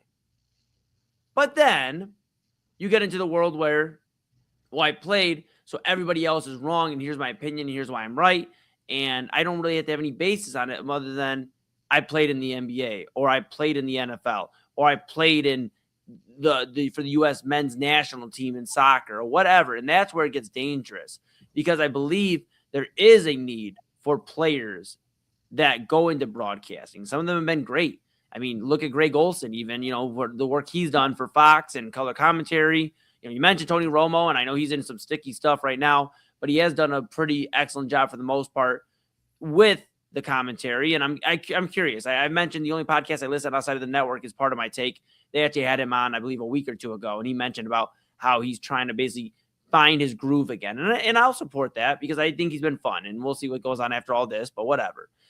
Then you get the guys, though, and, they go on their podcast and say it's, we're going to keep rocking, and they don't know what they're missing, like Cam Newton, like some of these other, players that unfortunately got the boot, whether it's from ESPN or other places. Paul Pierce got the boot about 5, 6, 7 years ago. Pierce, because he went on Instagram Live with strippers. I know, but Autumn, and that's hilarious. It's hilarious. I'm sorry, but even before then, his takes weren't really like X's and O's based or like player analysis. It was very LeBron jaded and kind of his own point of view. And I think it's like, what are we looking for out of this? Are we looking for just X's and O's, or are we looking for another personality? Because I think there could be a question asked for both. I think there's some players that come in that are just X's and O's minds.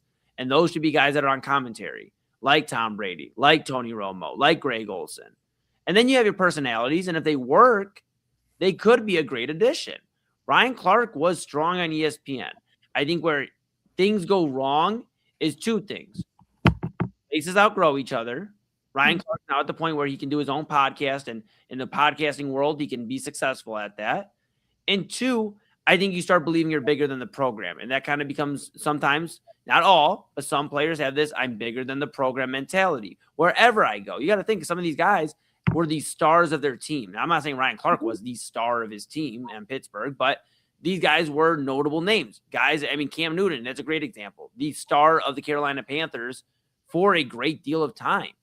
And now he's being asked to be a personality on ESPN and show that. And that doesn't always translate. Gridiron personality to in front of a microphone personality isn't always the same. When you get somebody for 30 seconds to a minute soundbite as opposed to an hour show, that's a big difference. And I think the bigger than me personality doesn't always work if you're trying to insert yourself into something that's already established and then try to belittle the people that have knowledge, that have gone to college or school, done research, and you belittle. So I'm with you. I think we got to find the right people, because there are great players that give great analysis. But what happens is then they go, well, this guy just retired. This guy just retired. You got to have knowledge. Sometimes those guys just need to go fish or go spend some time with their families or go do something else. We craved, and I'll hand it back to you. I'm sorry I'm on a rant, but I'll hand it. Joe Thomas. They craved for Joe Thomas to be a commentary and all that on commentary. And he did a little bit of work, and he does every now and then with NFL Network. But he spends time with his family and stuff. And if I wanted to hear from anybody out of all these players, he'd be at the top of the list in my top 5 of guys I'd want to hear knowledge from. That's where I'm at with it. I just think we get into this sometimes too much of a good thing is a bad thing. And that's where we're at with all of this. No, you're absolutely correct. I genuinely, when I think about I'm gonna give you the perfect example of where it works, right? Mm-hmm. Inside the NBA is a perfect show where the athlete to commentator pipeline works, right? Because you have Shaq, who's very knowledgeable, but also has charisma and also does the work and puts in the work. You have Charles, who is a ridiculous person, but he also puts in the work and also has personality. Then you have Kenny, and he's the straight man. He's the athlete that, you know, he was on 2 championship teams, but like he's not as out there as Shaq and Chuck. And then you have the broadcaster and Ernie. And that show works because everybody plays off of each other and everybody does the work, right? When you have Cam Newton, every time he opens his mouth, I'm just like, boy, close it. Like, it's just, I think we're just in a market when it comes to this athlete to broadcaster pipeline that is, for real, it is literally about to burst, because it's the same thing sort of with this gambling stuff. It's like people are about to check out. Like, I can't keep hearing like crazy stuff. And look, I'm gonna tell you one person. I love Ryan Clark. I liked him when he was playing in the league. I liked him as a broadcaster. He has his faults too. His podcast, the Pivot podcast, I think it's good, but I think it's one of those things where it's like it's a little dated at this point, right? It's a little dated because this panel of athletes talking about stuff is just at a point where now everybody does it, right? Right. Look at Gilbert Arenas. He lost his entire podcast because his panel. Right. Yeah. You think about all this. The other thing that comes to my mind too, because this is a great discussion. The other thing that comes to my mind too is this is kind of unfortunately where we're at though, because a decade ago or so is really when this player to broadcaster thing became more prominent than it was even decades previously. And it pushed a lot of good broadcasters out. The money for all these companies, not just ESPN, but other companies as well, instead of being invested in a 10-year broadcaster that's been busting their ass for the network or whatever, you know, it went instead into their pocket, it went into the freshly retired guy or the guy that may be finishing out his NFL career and, you know, can spend some Sundays with us or some Saturday, whatever. And it started enforcing that to where I think, you know, it's crazy because obviously we're both in front of a microphone and we're doing great work here on the Inside Edge Network. And we appreciate all of you for tuning in right now with us. But we're kind of at a point where broadcasting we talk about ebbs and flows. I think a lot of people lost interest in being in front of a microphone because it started turning into, well, if you didn't play, then the odds of you getting into one of these prominent roles isn't going to happen. We have, you know, again, some of these guys we just mentioned, Tom Brady, Tony Romo. We already got our color commentary guys. And if you haven't been, you know, a play-by-play guy for the last 15, 20 years, odds are you aren't getting one for another 40 years on some of these networks because these guys are established. The Mike Tiricos of the world, the Joe Bucks of the world. So, okay, if you take away all the color commentary gigs and the play-by-play guys are seasoned veterans that will have it till they decide to either not want it or, you know, they basically call it quits on the microphone. You're just not, there's not many openings. There's not many openings at that point. You're left to studio analysis and things like that. And those are being divvied up to the Cam Newtons of the world, the Ryan Clarks of the world, the Teddy Bruschi's of the world. The list goes on and on, right? I mean, Jason Kelsey spent time on ESPN.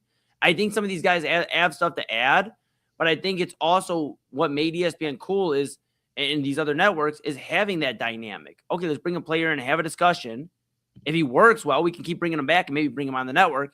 But now it's players have taken over everywhere, and there's no other reasoning. And it's because, again, the player versus non-player, that's always going to be a discussion. Well, I didn't play, you know, or you didn't play, or whatever it is. And I've had those discussions. I've been in broadcasting 11 years, you know, on and off. Of course, so W gave me the call in 2025, you know, to start back up with the Inside Edge Network. But, you know, I remember I was doing a podcast, you know, and I'll leave names out of it. But a lot of times during that podcast was, well, you don't understand. That's from a non-player. You're in the stands. And I think that's kind of crushed a lot of broadcasters' hopes and dreams. I hate saying it, but why should they go to school and put 4 years into a broadcasting degree and things like that, journalism, when they're just being handed over to players? The only lane right now for a lot of people is writing. That's why you see a lot of writing nowadays in these quick pieces and these think pieces, because that's it. That's all you got. Even then, you have something like the Players Tribune, which Right. I think was a great thing in theory, but now I'm just sick of it because it's like, when I say I'm sick of it, I'm at a point where I'm like, I like the perspective of the athlete. I do, but I'm hearing way too much from you, right? Yeah. Athletes are supposed to be mysterious. I'm supposed to look at you on the screen. I'm supposed to be like, I want to look up to you. I shouldn't know as much as when I tell you we know way too much about certain people and way too much about certain athletes, I shouldn't know as much as I do about Tom Brady. I shouldn't know as much as I do about Aaron Rodgers. I definitely shouldn't know as much as I do about Travis Kelce. And I feel like with some of these guys, they're in the points of their careers where they're so focused on what happens after that they're not living in the moment. And when I say the bubble is going to burst, the bubble is going to burst. Like, and all of these athlete-based podcasts are going to start doing what Gil Zarina did. His whole podcast blew up, literally and figuratively, and now he's back at square one. Right. You have the Mookie Betts. He has his own podcast. You have Travis Kelce and Jason Kelce. They have their own podcast. You have Emmanuel Acho. He has his own podcast. Draymond Green is in the middle of the season giving commentary, talking about Steve Kerr don't want to play me, and you're playing for Steve Kerr. Micah Parsons on that same note. Parsons. You got okay, but now there is certain athletes that I do like their podcasts. Like, for example, Jeff Teague. Jeff Teague is probably one of the best podcasts out there. His Club 520 is one of the best podcasts out there because he will give you insight into the league, but he's not putting himself and being like, y'all couldn't be me. You know, this is what happened when I was in there. He's just telling you, yeah, this is what happens in the league. And he includes his friends and his brother who was also in the league. And it's just sort of like a playful banter. Like, if all the podcasts are like that and they're not trying to shove stuff down your throat, then I think I would be okay. Right. And now it's turning into not even players, but now Rich Paul and Max Kellerman, and they're basically that's ridiculous. They're basically the we talk Love Island on here, but that was like our Love Island for sports fans for about a month, was tuning into the Rich Paul podcast and what does the whiteboard look like this time and who has he circled? And I mean, we're just entering a weird time where, and we see it all the time. I was actually talking with Papa Moon over the weekend. We had a big weekend, obviously Moon Bash, and Pops and I didn't get a ton to talk. But when I was actually functioning and not running on like zero sleep, but I did talk to him for a moment about how we're in this weird time because, Pops a little bit older than I. Obviously, that's how that works. That's how he's my dad. He's a little bit older than me, right? So he's in this time where he's entering the creative field, the broadcasting world for the first time. He's 34 episodes in, episode 35 dropping on Saturday. Here, Inside Edge Network, Saturday, 5 p.m. But, he's entering this time, Autumn, where he'll ask me because he wants to make sure he's right. And he holds himself to a high standard, just like everybody else here across the network. And he goes, hey, Eli, is this right? Like, so-and-so said this report and this or that, or this video and this. And I had to tell him sometimes, it's like, dude, no, that's just like really fabricated. It's AI or it's fabricated news or it's a quick clickbait. And I've taught him stuff that, I learned in broadcasting school back, in 2015. My dad didn't do that. My dad took a different route. So I had to teach him these things, and it's almost sickening to me that I'm having to be like, Dad, I'm sorry. I appreciate the scoop, but it's not even a scoop because it's not right. The scoop. Oh my God. Do you know how many times people send me stuff and I'm like, yo, that's AI. Don't believe everything. I know, bruh. I know. He means so well, and I appreciate him always checking with me. And he told me about a few months ago. He's like, you know what I learned from you in AA? I go, what's that? He goes, trust but verify. Look at it, but and I taught him, I said, if it doesn't have a blue check mark, and I said, even then nowadays, you can't even follow that because you can buy it. Thanks Elon Musk anybody can get verified. But, I said, if you don't verify, and I gave him some list of reporters for each sport. I'm like, if they aren't coming from these guys, Pops, I don't want to I don't want to hear it respectfully because it's really just extra noise that we shouldn't even be talking about. But that's unfortunately where we're at, where my own father has to be like, hey, I might have a scoop for the story tonight. Like I saw this in the news and I'm like, I'm sorry, Pops, that ain't it. Because we live in such a weird time in broadcasting, from who gets to speak their voice, who's allowed to even aggregate some of this stuff.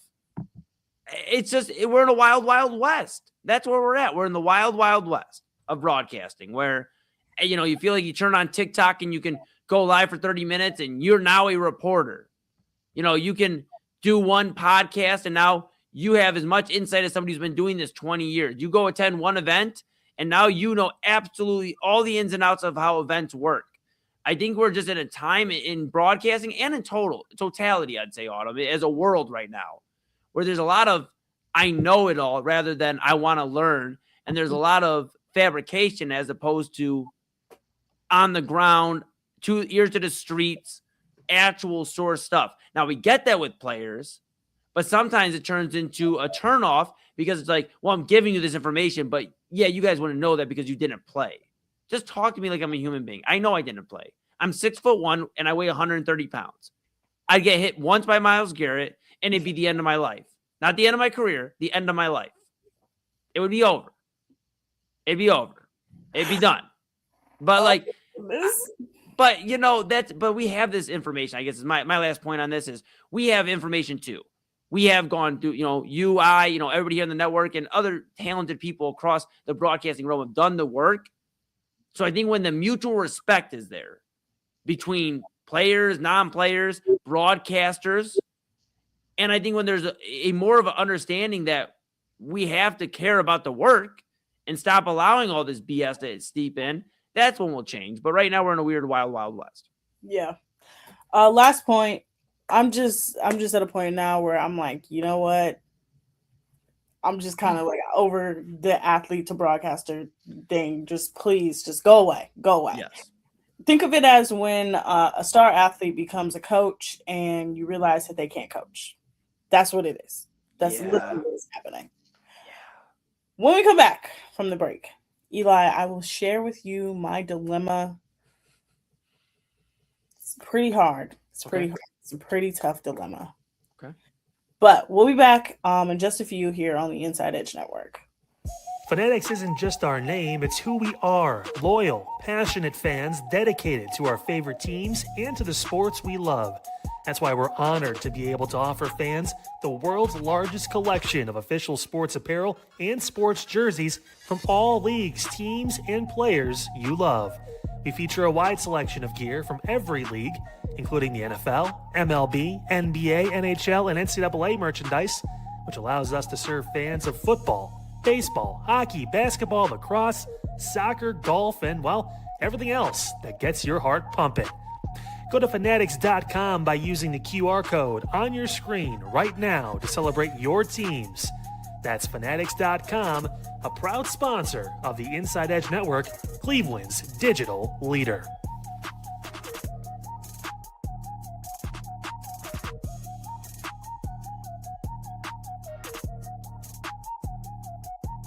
Small business owners are superheroes, but nowadays running your business means doing so inside your shop and on social media. That's why you should make Omega Video Marketing your sidekick.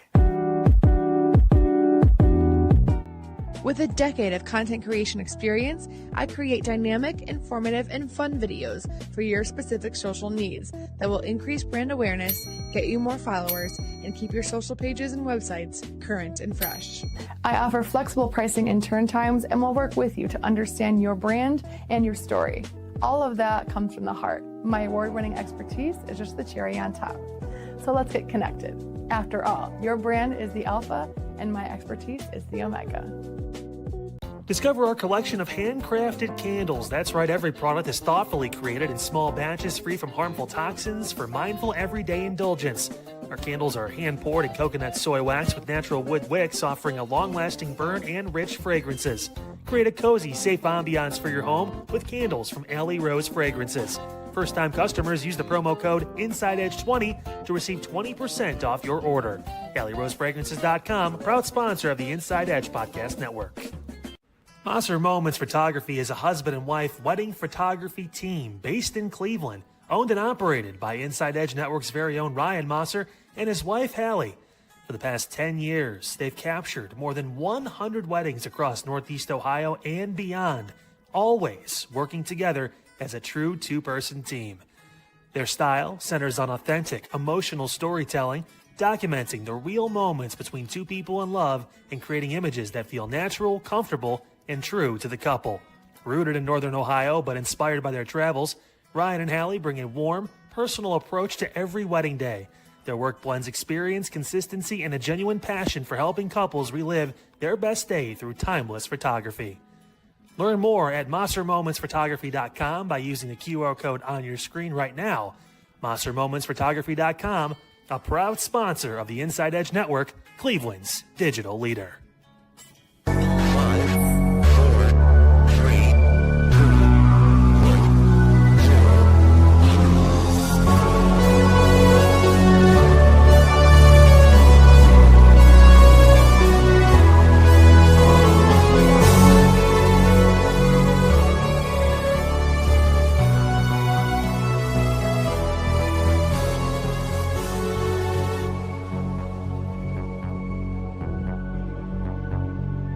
Eli, to end the show.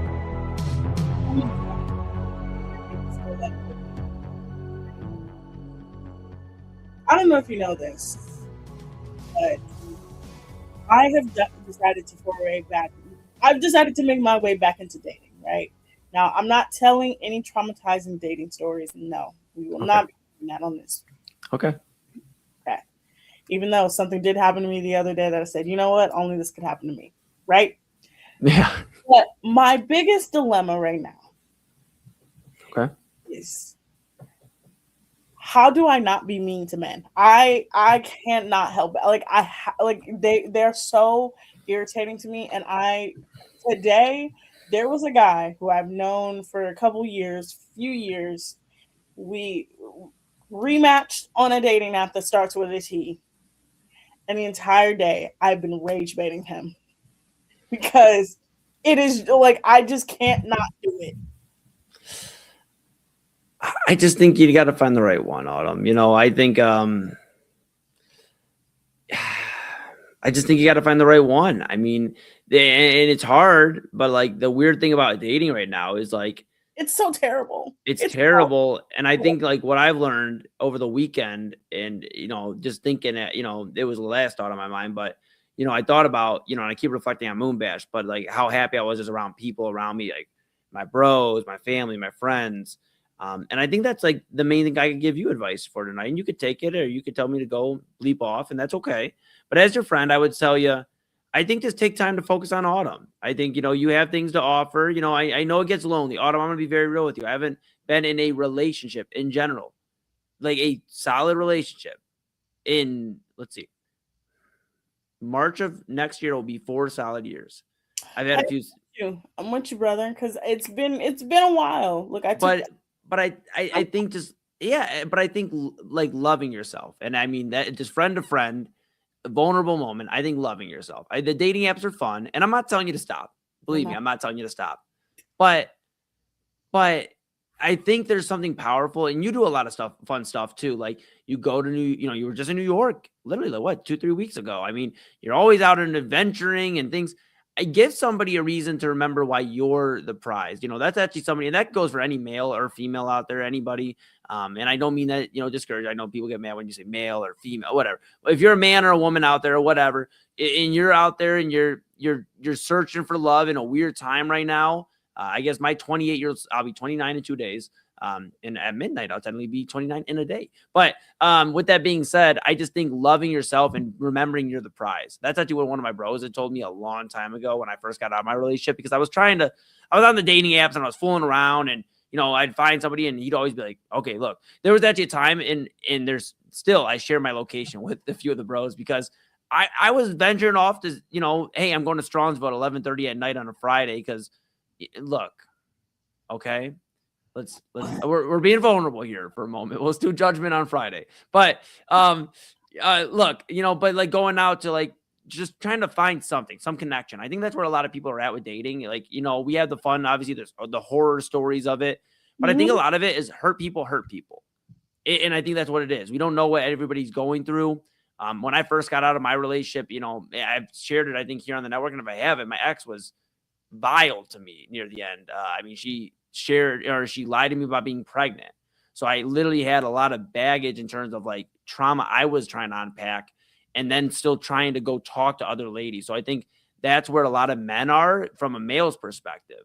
I think a lot of them are guarded because of how they're treated by women. And then, of course, vice versa. A lot of women, I've seen it. I have a sister. I've seen it.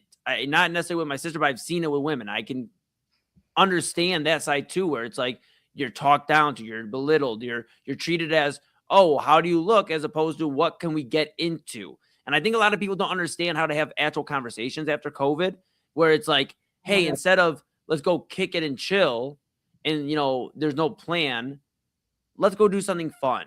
And I think just remembering that's I don't think you intended for me to have this solution or at least advice for your dilemma, but I would say just remember that you have a lot to offer. You're literally the only lady on the Inside Edge Network, so you should hold that with some pride and some, so that in terms of broadcasting, you are one of the only ladies in radio and broadcasting right here. So that's something.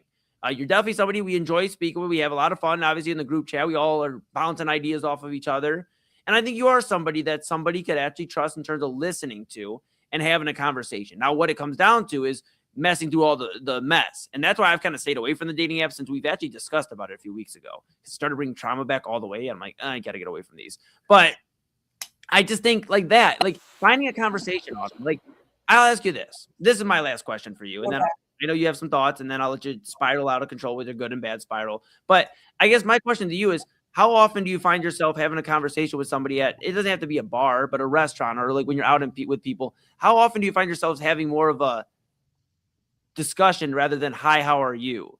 Because I've noticed that, and it may be more of a slow burn where you run into somebody that's at your favorite restaurant or your favorite bar or whatever, or wherever it is, and you just slow burn it. Sometimes those are the most beautiful connections, and they may not turn into your loved one in terms of somebody you date or whatever, but sometimes everything works out the way it's intended to.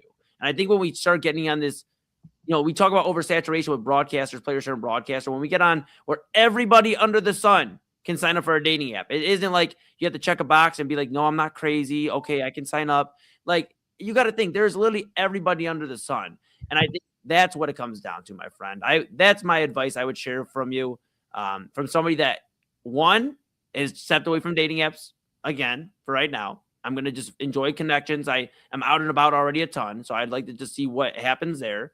And two, I've also learned from, I guess, my parents, like, and people that are a little bit older, where it's like, back in the day, Autumn, like and I say, and Chad will be so pissed when he hears this back, but back in the day in the 80s and like 90s, like, like, Chad is going to be highly pissed. He's going to be highly pissed off. I'll probably get a text in 2 seconds here. But you didn't have like as much social media and these dating apps. You had to go out and meet people. You had to, like, my dad had to call my mom's house and be like, is so-and-so, is my mom, asking for like my mom, giving her name. I won't give her name over the air, but is she available? And having to get the phone handed off to talk with her. I mean, like, that's like, it's just not the same anymore. So I think, I'm searching for whatever's left of a real love or connection in a world where it's so artificial. That's my story.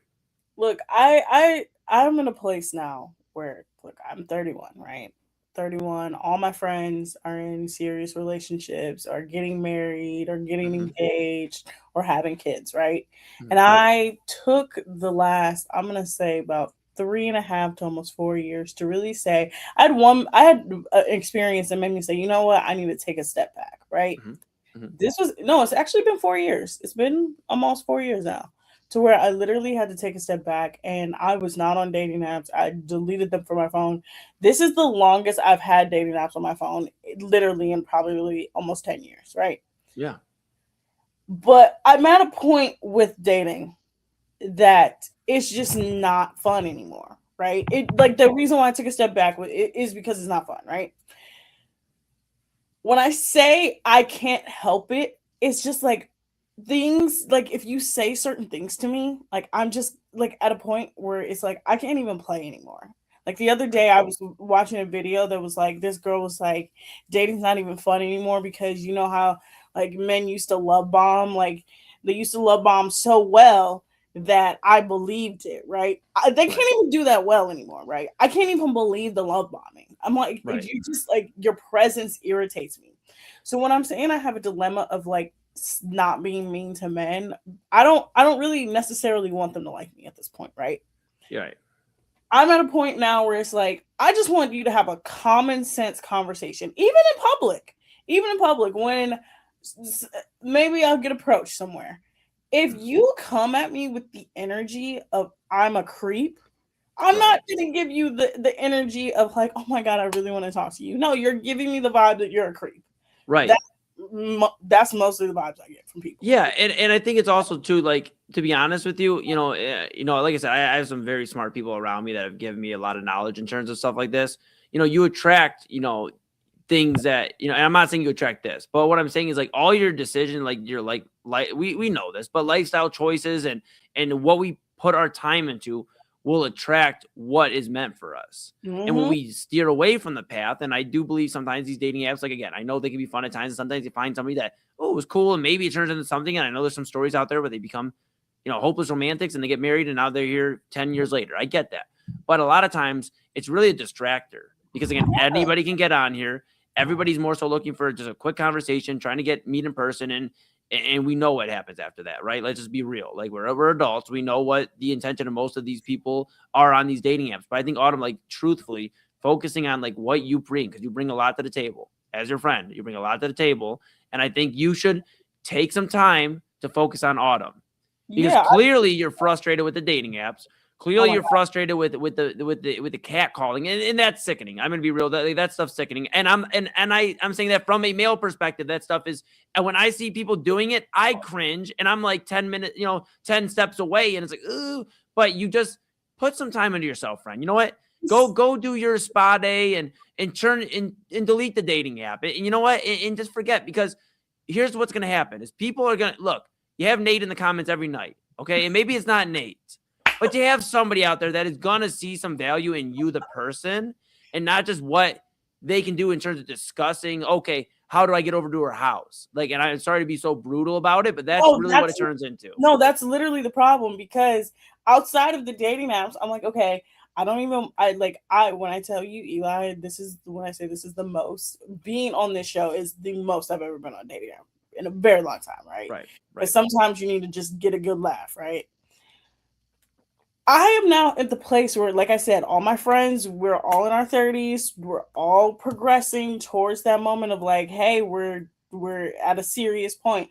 I'm now at a point where people who I know are married are liking my photos and trying to message me. And that's the other part, is that we now have the married people trying to infiltrate the dating world. And it's like, stay over there. Stay over there. I had to literally make 2 videos over the weekend. One was about, if you're married, please stop liking my photos. The other one was that I had to implement a rule of, if we are talking, if we are having a conversation, and 20 seconds into the conversation, you send me an inappropriate picture, I will block you immediately. I had to delete and block somebody this weekend because we were 5 minutes into the conversation. I said, hey, hello, how's your Saturday? And then 2 seconds later, I open my phone and I should not see a man's appendage. I mean, it's like I said, I mean, honestly, Autumn, you don't deserve to see that. This is just, unfortunately, how toxic dating has got from 2 people that are single. I would just share the advice. You know what? You should get out into the community more. You should get out to these events, and don't go into it with the intention. I'm an awkward soul that just is terrified of people, and I cannot go. Like, when I say being in public gives me hives, it gives me hives. I have to like time myself on how long I'm in public for. Yeah. Like, what was it? It was like New York literally was like I was genuinely like, oh my God, this is the most uncomfortable I've ever been. But I had to do it because but doing the things you love to do will attract what's meant for you, is what I'll leave with. I'm gonna let you get into your good and bad spiral here. I know Double A's brewing the coffee up. I see him working very diligently hard. Yeah, we see him working diligently on his crazy coffee, and I see the video that he sent us. Yeah, crazy video. Best video. So good spiral of the day. good spiral is anything Spider-Man related. Spider-Man coming out this weekend. Yeah. We've gotten a couple spoilers, but it has a 90% rating on Rotten Tomatoes. It is the only Spider-Man movie where all 4 movies are in at least a 90% rating on Rotten Tomatoes. This is the animated version, right? This is like the animated, like a run with the live action one. This is the Tom Holland one. Oh, okay. All right, I'm gonna spiral. Bad spiral. The spiral that you don't want to go down, the road that I'm like, please don't do this. Unfortunately, it will have to be Aaron Rodgers and his wife. I don't know who he's fooling. We have not seen this lady. He keeps saying this lady her name is Brittany with an I. She just doesn't want to be in the public. Do you know how? Look, I've done my fair share of research on women who marry professional athletes. Yeah. You're dating or marrying a man who is at one point the most famous professional athlete in this country, and you just say, I don't want to be in the public. Bull. Yeah. Aaron Rodgers and his fake wife can get out of here. Don't go down that rabbit hole. He's all kind of crazy. He's all kind of crazy. I'll give it to you. But yeah, that's my bad spiral. Don't even interact with the video of him saying that my wife is the reason why I came back because I wanted to play for Mike McCarthy. Don't give into it. He's lying, people. But he met his family again over the past weekend. He got the. All right, Autumn. I'm gonna switch to studios. All right, that's all. Yeah, you heard Autumn. You heard Autumn. I'll just shut the fuck up. All right. Tomorrow, because you'll be off. So double. Yeah. And I will be on tomorrow at 10:00. So at 10:00, people, you will not see Eli's face. He will get a much needed day of rest. I appreciate that. Rest, people. I'm trying. Something, honestly, tomorrow we probably will go back to Love Island because right as we will be on the show, Watch What Happens Live will be airing. It'll be the first joint interview between the top 2. So we'll talk about that while we're on air. We'll probably talk about a host of other things, a host of crazy things that AA wants to talk about. But I will see you guys tomorrow. Actually, you know what? Pull AA up. I sure will. Absolutely. It gives me a minute to get situated here. You go ahead. Say hi to the guy. Hi, AA. Hi, Autumn. What's up? I'm tired. I'm dragging. My mic doesn't work, so now I got to get a new mic. My contacts is dry. I got people sending me inappropriate photos 20 seconds in. I got a man telling me, I thought you liked me. If I didn't, telling me I wasn't interested in him. And I said, we literally spent an entire afternoon together. What do you mean I'm not interested in you? How's your day? AA? How's your day with, that one lady? She was not there today. So I'll give you a follow-up tomorrow if she showed up. I told you I will not let one bad experience impact my fitness journey. That's right. I told you. That's it right. will not happen. Mm-hmm. But that really bothered me yesterday. I'm not going to hold you. That really bothered me. I can tell when you were like, yeah, I saw her. And she just was there. I'm like, oh, yeah. Okay. Just her presence, because this is, you know what? This is probably where the, you hope you don't run into the dating field in the same gym, same church, same workplace. I get it now. I understand. I get it because, that woman knows what she did. That woman knew exactly what she did. Yeah. Especially, and here's the thing: coming off of the weekend I just had, that was a test. I'm like, that was a true test. I'm like, Well, I'll tell you this. This is my last point. I'll let Autumn say goodbye to the audience, and we'll get into, of course, Midnight Run. No, I have one final question for Autumn after you Perfect. go. Okay, that'll be very quick. All I'll say is really what completely stopped me from all the dating apps and everything is I was like, all right, I obviously had like a little situationship for a week or two after, not right after, but after, I got out of my relationship, I was like, all right, test the field again. You know what? Go back to the drawing board. This is the girl I talked to before in the past. We haven't talked in a while. It's okay. So, we linked up, we had a good time, whatever. And then it didn't work out after, whatever. But I'm like, you know what? We ended cordially. So I'm going to reach out to her on Facebook. I sent her the friend request because we had deleted each other. She accepts it in like 10 minutes. I'm like, oh, I'm in there. I am in there like swimwear. Now, when I mean that, folks, I don't mean I'm just going to go out and ask her to boom room it. I'm going to ask her to, let's go have a conversation. Like we just talked, Autumn and I, we talked about having dialogue, conversation, finding out what they like. Okay, that's what we're going to do. And I reach out, we're checking out how she's been. She's like, oh, good. How are you? You know, we're discussing. I go, what's been new? She goes, oh, we just got the house, you know, so I got everything I want. The man, the dog, the house. And, yeah, she said the man. So she's a little bit further. Autumn, we were just talking about, we're getting into our 30s. I'll be 29 here in about a day. That was the end. That was when I locked in. I said, I gotta lock in on me, man. I gotta lock in on me. Like that's where I'm at. Double A, back to you. So, Autumn, question for you. Who do you think had a worse day? Guardians fans watching Gavin Williams handle business with record strikeouts, what he did today in game 2 of the doubleheader, and then our offense looking like they have seemingly my entire life, consistently trash. I'm like, okay. Or the person who went to Popeyes and allegedly found a fried condom in his chicken. Oh my! I think because if I found a fried condom in my chicken, it would be that person. The Guardians their offense has struggled mightily for a very long time. But if I went to Popeye's chicken and I had my mouth set on some chicken, I had my mouth set on a nice 3-piece with a biscuit and a side of mashed potatoes. Okay, Autumn, chill. I'm getting hungry. Okay. If I bit into my chicken thigh, my chicken breast, my wing, whatever, and I pull something out and it's a fried condom, I will own that Popeyes by the end of the week. Yeah, I believe her. I believe her too. Now, that Popeyes will be under my jurisdiction. Now, I know typically when people watch this show, people think I make up stories sometimes. This is not a made-up story. No. We got video we're going to play for you. We have reaction from a Houston Popeyes. A victim allegedly found a condom fried in his chicken from Popeyes. Why did you say it so serious? A victim. A victim. This is breaking news. Is that what piece was it? Was it a thigh? Was it a breast? Was it a wing? What is the jaw?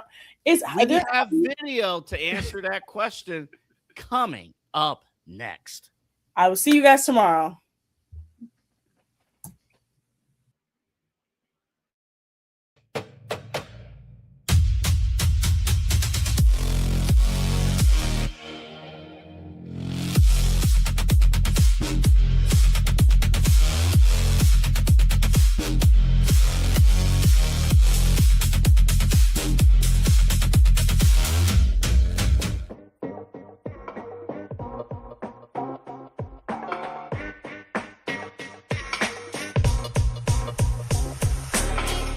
This is Midnight Run on the Inside Edge Network. Here's your host, Anthony Alford.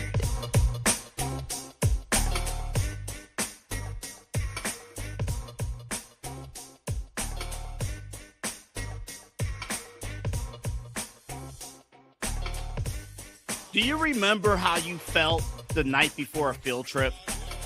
The night before you was excited, ready to go to the end of the year field trip, and you could not sleep. You couldn't rest. Somehow, some way, out of all the days, it seemed like time was not moving whatsoever. I felt that way tonight. When I saw this story come across my desk, this greased chicken condom stuff come across my desk, I couldn't wait till midnight. Eli had just started his show, and I almost wanted to kick him off the air because I was so excited for this story right here. We're going to get to it in 30 seconds. First, welcome to Midnight Run. Glad you're with us. My name's Anthony Alford. Great to have you along. Thank you for tuning in and watching. Remember to like and subscribe at Inside Edge Net across all of our social media platforms. If you're watching us on YouTube, there's a notification bell underneath this video. Click on that bad boy. We greatly appreciate your support. Also, our website, InsideEdgeNetwork.com. Find all of our merch, our show schedule, show personality profiles, and information about our incredible sponsors, and Inside Edge Network on Roku. So search Inside Edge Network on Roku, and, we go from there. All right, folks. It's time to talk about it. Now, we got two parts that we have to play for you. We'll play these separately here. And it might go, I'm going to play, we'll play it in order here. So I'm going to play the reaction video first. And then the second part, you'll actually see the chicken. So in Houston, sometimes you see these stories, you're like, wait a minute, there's no way this is a real story. There's no way. But yes, this is a real story. This happened. This is what it is. So a man ordered Popeyes like normal. I should say like normal. Maybe it was a one-time appearance, whatever. And he opened up his Popeyes. He's opening up the chicken. And we'll answer Autumn's question here shortly. He opens up the chicken and he pulls something out of the chicken, and it's a little stretchy. And it's not the meat. It's a little stretchy. And allegedly, and we're going to be careful here, allegedly, this young man discovered a condom that was fried into the chicken from Popeyes.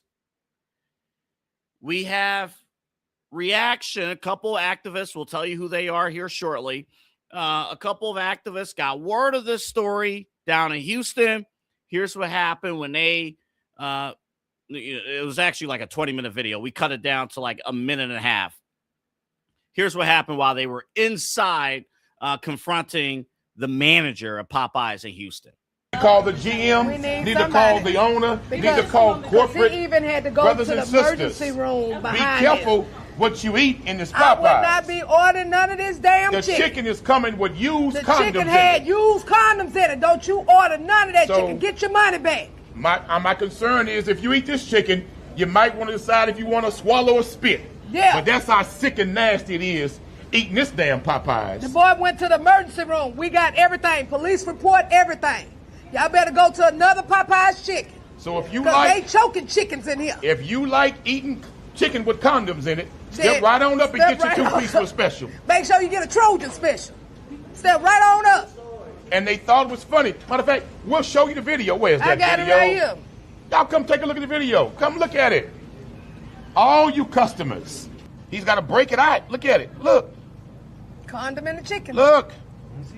Look at this nasty, filthy shit. Look at this.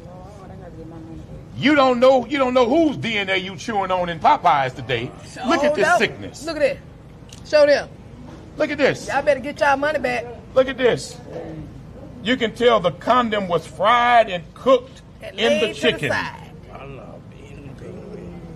Look at this. So I wonder if it's lifestyle. This is crazy. Take a look at this. Look at this. Back, sister. Who over here getting freaky? Chicken. Somebody's in the back doggy style of the chicken. They doing some freaky stuff. Need to be careful getting this chicken up here. They doing more than choking chicken. They punking chicken. Pumping it up.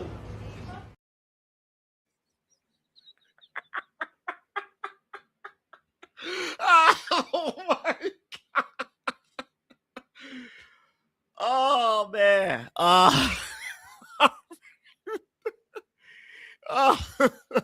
Yeah, that was video. And those activists there, that was Quanell X and Dr. Candace Matthews. Again, this is down in Houston, the Houston Popeyes. Allegedly, I guess those are chicken tenders. And they found, oh my goodness. We're going to play the second part of the video here shortly. I'm going to bring Eli.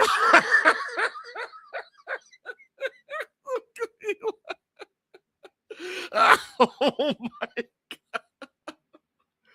God. Eli, you're not running from this story, buddy. Come on in. Double A. Activists at the Popeyes. Activists, Quanell X and Dr. Candace Matthews pulled up, and this is according to Shannon Sharp's burner account. Shannon Sharp's burner parody account. Quanell X and Dr. Candace Matthews pulled up to a Houston, Texas Popeyes chicken after a customer had found a used condom inside of his chicken. And the quote here says, "Be careful about what you eat in this Popeyes because we don't know what freak is back there doggy style in the chicken."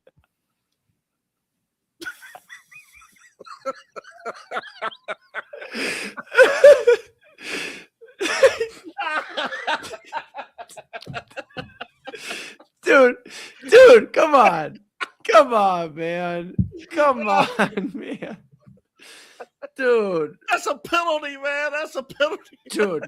I thought the funniest thing I saw today was so during the break, during the Daily Spiral, I was watching. You had the chance to meet Ace Carter over the weekend.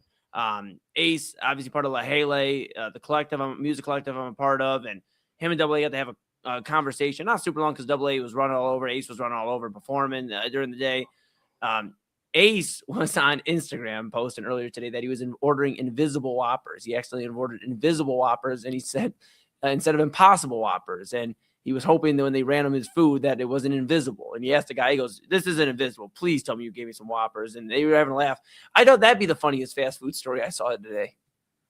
I don't know if this is funny necessarily, but just this is dead wrong. And I'm glad the victim, who, by the way, I don't think you saw it in that cut of the video, but the victim was there with Quanell X and Dr. Candace Matthews. Double A. It's dead wrong, but the whole thing around it is what I'm saying is hilarious. Listen, I'd be pissed as fuck too. Excuse my language. But if that happened to me, this guy, I completely understand. That's dead wrong. Dead wrong. But this looks like a scene out of like a sitcom. This is like some Family Guy or like the Cleveland show. Like Cleveland Brown has this happen to him. And then the next day, this is like if Peter Griffin had his bar in Quahog, gave him the wrong drink and got him sick. I mean, like, this is some sitcom shit, bro. Like, hey, I've been a broadcaster for over a decade, and there are very few clips that I have come across that play where every single line in the clip is quotable. Every line. Is it lifestyle or is it Trojan? Who wants some Trojan chicken? They're choking chicken back there. I mean, every line is quotable. Oh man, I'm not even joking.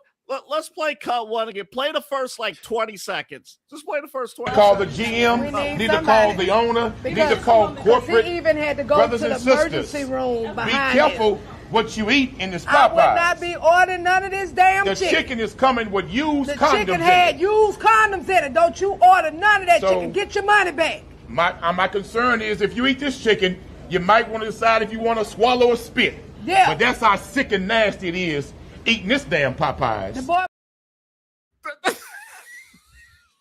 You might want to decide if you want to swallow or spit. What? Oh man. You want it unhinged, folks. Here it is. So the gentleman on the right, that's the victim. That's the one who you saw in the video opening up the chicken. Pulled. Oh, my bad, guys. Viewers' discretion is advised with this segment. Yeah.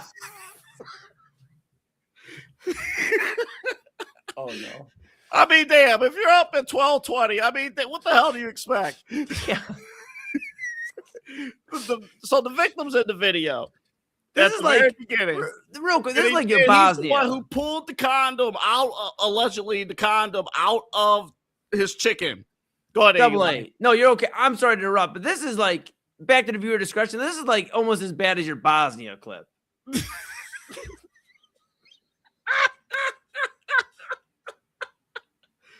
Oh man, I don't know what's worse. This or the landscaper banging his tenant. The other. Well, at least he cleaned up. It sounds like after. Yeah, at least he cleaned up. I mean, well, look on the bright side. The chicken was protected. Oof. Goodness. I feel bad for the construction workers. They were talking like they already have paid. You're hungry. You're outside working, building on Houston's greatest skyscrapers, and you have to give your chicken back because you don't want to be clucking on the chicken. Dude, go get some barbecue or something. I don't know what to tell you, dude. I mean, my God. My God. And the guys looked on their face as they're watching the video. They're like, oh, that came out of this chicken? Now, imagine this. Okay. You don't know what's going on. Yeah. You're at the drive-thru. You have no clue what's happening. You're at the drive-thru. You're hungry. If you're at Popeyes, then you want Popeyes chicken because you're not waiting at the drive-thru for 30 seconds. You're going to be at that drive-thru you might as well make an appointment like you make barbershop appointments. You're going to be at that drive-thru line for a long time. Yeah. Waiting for the chicken. Yeah. Do you want to make dinner reservations or you want to go to Popeyes? Yeah. I mean, you might as well. Oh, I know you guys were talking about dating last hour. You might as well make reservations to go to Popeyes. You're going through the drive-thru. Yeah. So imagine you're at the drive-thru. Mm-hmm. You order, you get your 3-piece dinner, chicken, mashed potatoes, some, green beans, the biscuit, get a little drink. Yeah. And you're ready to go. And Quanell X and Dr. Candace Matthews, you may not even know who they are. They're storming to your car. If you're curious about how that went down, we'll show you that video next. Key On Sports is the leader in Ohio high school athletic coverage in written, print, and video streaming. From the latest news and results and written content to the high school football game of the week every Friday, Key On Sports has you covered. The vision of 15-time published author Vince McKee has become the most trusted site in Ohio high school athletic news. From podcasts to player profiles, Key On Sports is your one-stop for all of it. Visit them today at keyonsports.com or on YouTube at Key On Sports. Check out their socials on Twitter and Facebook as well. Clean energy, bold flavors, and no jitters. See why people won't shut up about Dubby. Clean energy, no jitters or crash. Whether you're starting your workday or getting ready to exercise, Dubby Energy helps you lock in and focus. With over 15 flavors to choose from, you can't miss. Order Dubby Energy right now by using the QR code on your screen and use the promo code InsideEdge10 to receive 10% off your order. Dubby Energy, your energy-focused sponsor of the Inside Edge Network, Cleveland's digital leader. Discover our collection of body mists made with clean, minimal ingredients. Handcrafted with natural essential oils and clean ingredients, they offer a natural alternative to synthetic fragrances. Perfect for sensitive skin and those seeking clean, mindful self-care, and the perfect gift for you or your special someone. Courtesy of Alley Rose Fragrances. First-time customers, use that promo code InsideEdge20 to receive 20% off your order. AlleyRoseFragrances.com, a proud sponsor of the Inside Edge Network, Cleveland's digital leader. Whether searching for a baseball autographed by your favorite World Series slugger, a signed football by an iconic Hall of Famer, or the jersey of a world-famous soccer star, you've come to the right place. Here at SportsMemorabilia.com, the web's leading source of authentic sports memorabilia, you'll find more than 500,000 authentic products from nearly every professional sports league, team, and players. Not only will you find your next prized sports possession with ease thanks to superb customer service and tremendous site experience, you'll have the satisfaction and peace of mind that every product listed comes complete with a certificate of authenticity and is fully backed by the SportsMemorabilia.com lifetime authenticity guarantee. Go to SportsMemorabilia.com by using the QR code on your screen right now. SportsMemorabilia.com, a proud sponsor of the Inside Edge Podcast Network, Cleveland's digital leader. Find us on InsideEdgeNetwork.com for the latest information on your favorite shows, personalities, and network partners. Plus, guess what? We have a merch shop. That's right, we have network polos, t-shirts, champion jackets, hats, and bottles. Rep the network. Every purchase supports independent sports and entertainment media. Use the QR code on your screen right now to check out InsideEdgeNetwork.com. That's InsideEdgeNetwork.com. Hey guys, awesome show on Unfiltered today. Got into a lot, including that situation involving the North Royalton City employee that was killed. Bond set at $15 million. We got more into the details about the issues that suspect had been experiencing with the city of North Royalton. Still no excuse, and obviously as more details come down, we'll give them to you here on Unfiltered. Also, hey, IKEA's coming to Northeast Ohio. There's a new slide park, a dry slide park in Parma. There's so much going on here in our great region. We talked about all that and more. Coming up tomorrow, the latest news and notes, and maybe a little bit on the Browns. Training camp opens, and Denzel Ward has a new deal. Does it really matter in the grand scheme of things here in Cleveland? We'll talk about that and much more coming up on Unfiltered, all along the Inside Edge Network. I will see you at 5 p.m. right here.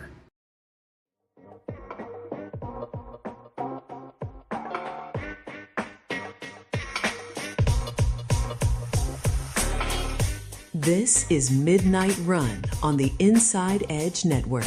Here's your host, Anthony Alford.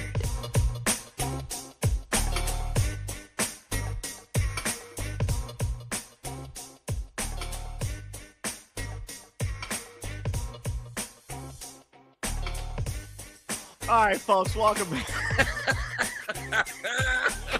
Welcome back to Midnight Run. Boy, if you consumed a fried condom, you're gonna be running after midnight okay. Boy, we got so many problems in this country. Explosive diarrhea. You would think that the lettuce, all the cause of it is lettuce. I don't think lettuce is the cause of explosive diarrhea, folks. All right. If you're just joining us, we are recapping a story out of Houston. Allegedly, a gentleman in Houston found a condom that was fried. Allegedly, it was a condom that was fried into his Popeye's chicken. This is down in Houston, and this is one of the more stunning stories I've ever covered, ever. Also, later in the show, we're going to talk Tony Romo. We're going to talk Guardians, and I think I had the Browns in the rundown. The Browns can wait. But we have other stuff. We have this or that coming up. Oh, we got this or that. Patrick Mahomes, you can see who he's facing today on this or that coming up later on. But a fried condom allegedly found inside Popeye's chicken in Houston. Now, before we show you the drive-through reaction, because here are the characters again, Quanell X and Dr. Candace Matthews. They got word of what happened. The victim had to go to the emergency room to make sure he was good, because, and after consuming after consuming parts of the chicken. So what we did not play for you, which I have for you right now, is the initial walk-in. It's Quanell X and Dr. Candace Matthews speaking with the manager at Popeyes. I'm going to add it to the stage here, Eli, and I'm going to play it for you right now. I'm going to play like 90 seconds, and then the rest of the video is what we've already seen. So here are Quanell X and Dr. Candace Matthews confronting the manager at Popeyes at Houston over the situation. Are you the manager? Yes, sir. How can I help you? We need to talk to you about a very serious situation. Okay. Extremely serious. This young man, where's my young brother? Come here, young brother. This young brother was sitting here eating with also a member of his family not too long ago, this weekend. He broke open his chicken. He bought the chicken from here. He sat down in here, opened up the chicken, and the chicken had a condom in it. A condom. There's the video right there of them opening the chicken, and you can tell the condom was cooked in the chicken. If you look at the whole video, it was cooked in the chicken. When they came up here to speak to you all about it, they laughed at him. They thought it was funny. Do you know what time it was? I was in. What time was it, young brother? It's on the receipt. Here's the receipt. Here's the receipt. Why the police were not called and notified that you have some freak in the kitchen? Because that was cooked in the chicken. So you got some freak in the back, in the kitchen, playing with himself and choking the chicken and stroking the chicken at the same time. This is a sick individual.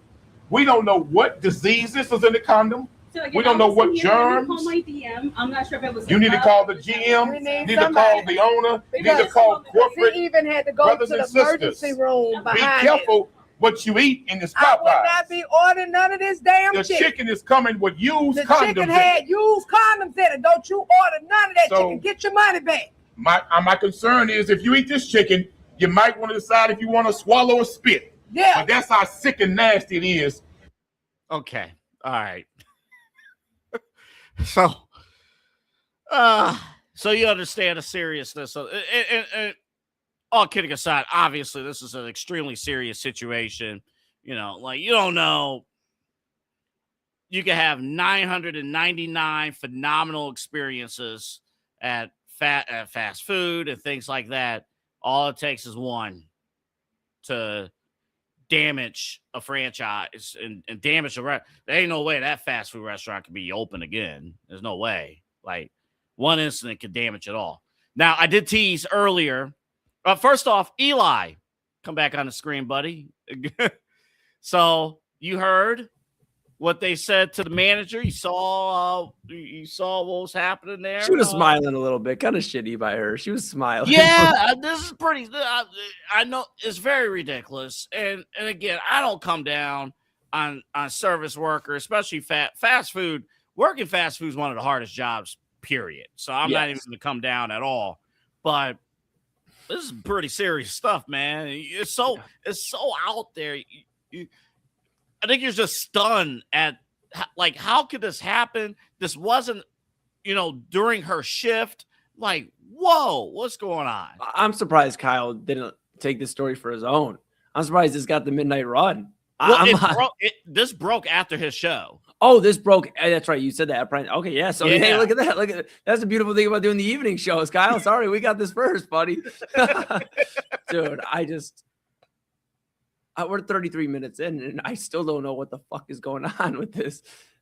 So we're sitting here dumbfounded, and I'm presenting Eli with this story for the first time on the show.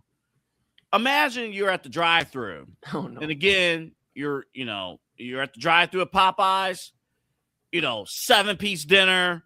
I upped it. 7-piece spicy chicken dinner, mashed potatoes, loads of biscuits, fries. They got great fries, by the way. They do. They just don't find a condom in them. It's a little silky. Oh no. So is this French silk? Is this a French silk fry? I did not want the dry rub here. Yeah. Didn't know that was an option. Yeah. No. We wanted this protection free. We hope you ordered the protection plan. From a fast food restaurant? I thought that was cell phones. And these two, Quinell X and Dr. Candace Matthews, I believe the video is from there. I've seen this video. I know typically we cite the videos where they come. I've seen 2,000 different variations of this video. I honestly do not know who gets proper credit. I apologize. But they're in it. So if you're watching this and you're like, wait a minute, where's my credit? Let us know. We'll give you credit. These two come out to your car. Yeah. While you're waiting. You have no clue any of this is happening inside the restaurant. Let's play what happened. This is Popeyes L2. Take a look.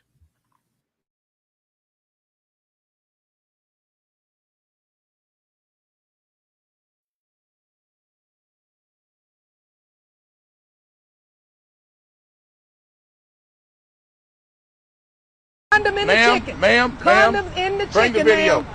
Ma'am, Condoms in the chicken. the young man discovered a fried condom in his chicken And he had to this go to the weekend. emergency room. A fried condom inside the chicken. Get your money back. The chicken that you eating, be very careful. You don't know what you might be consuming. That's right. Look at this freak.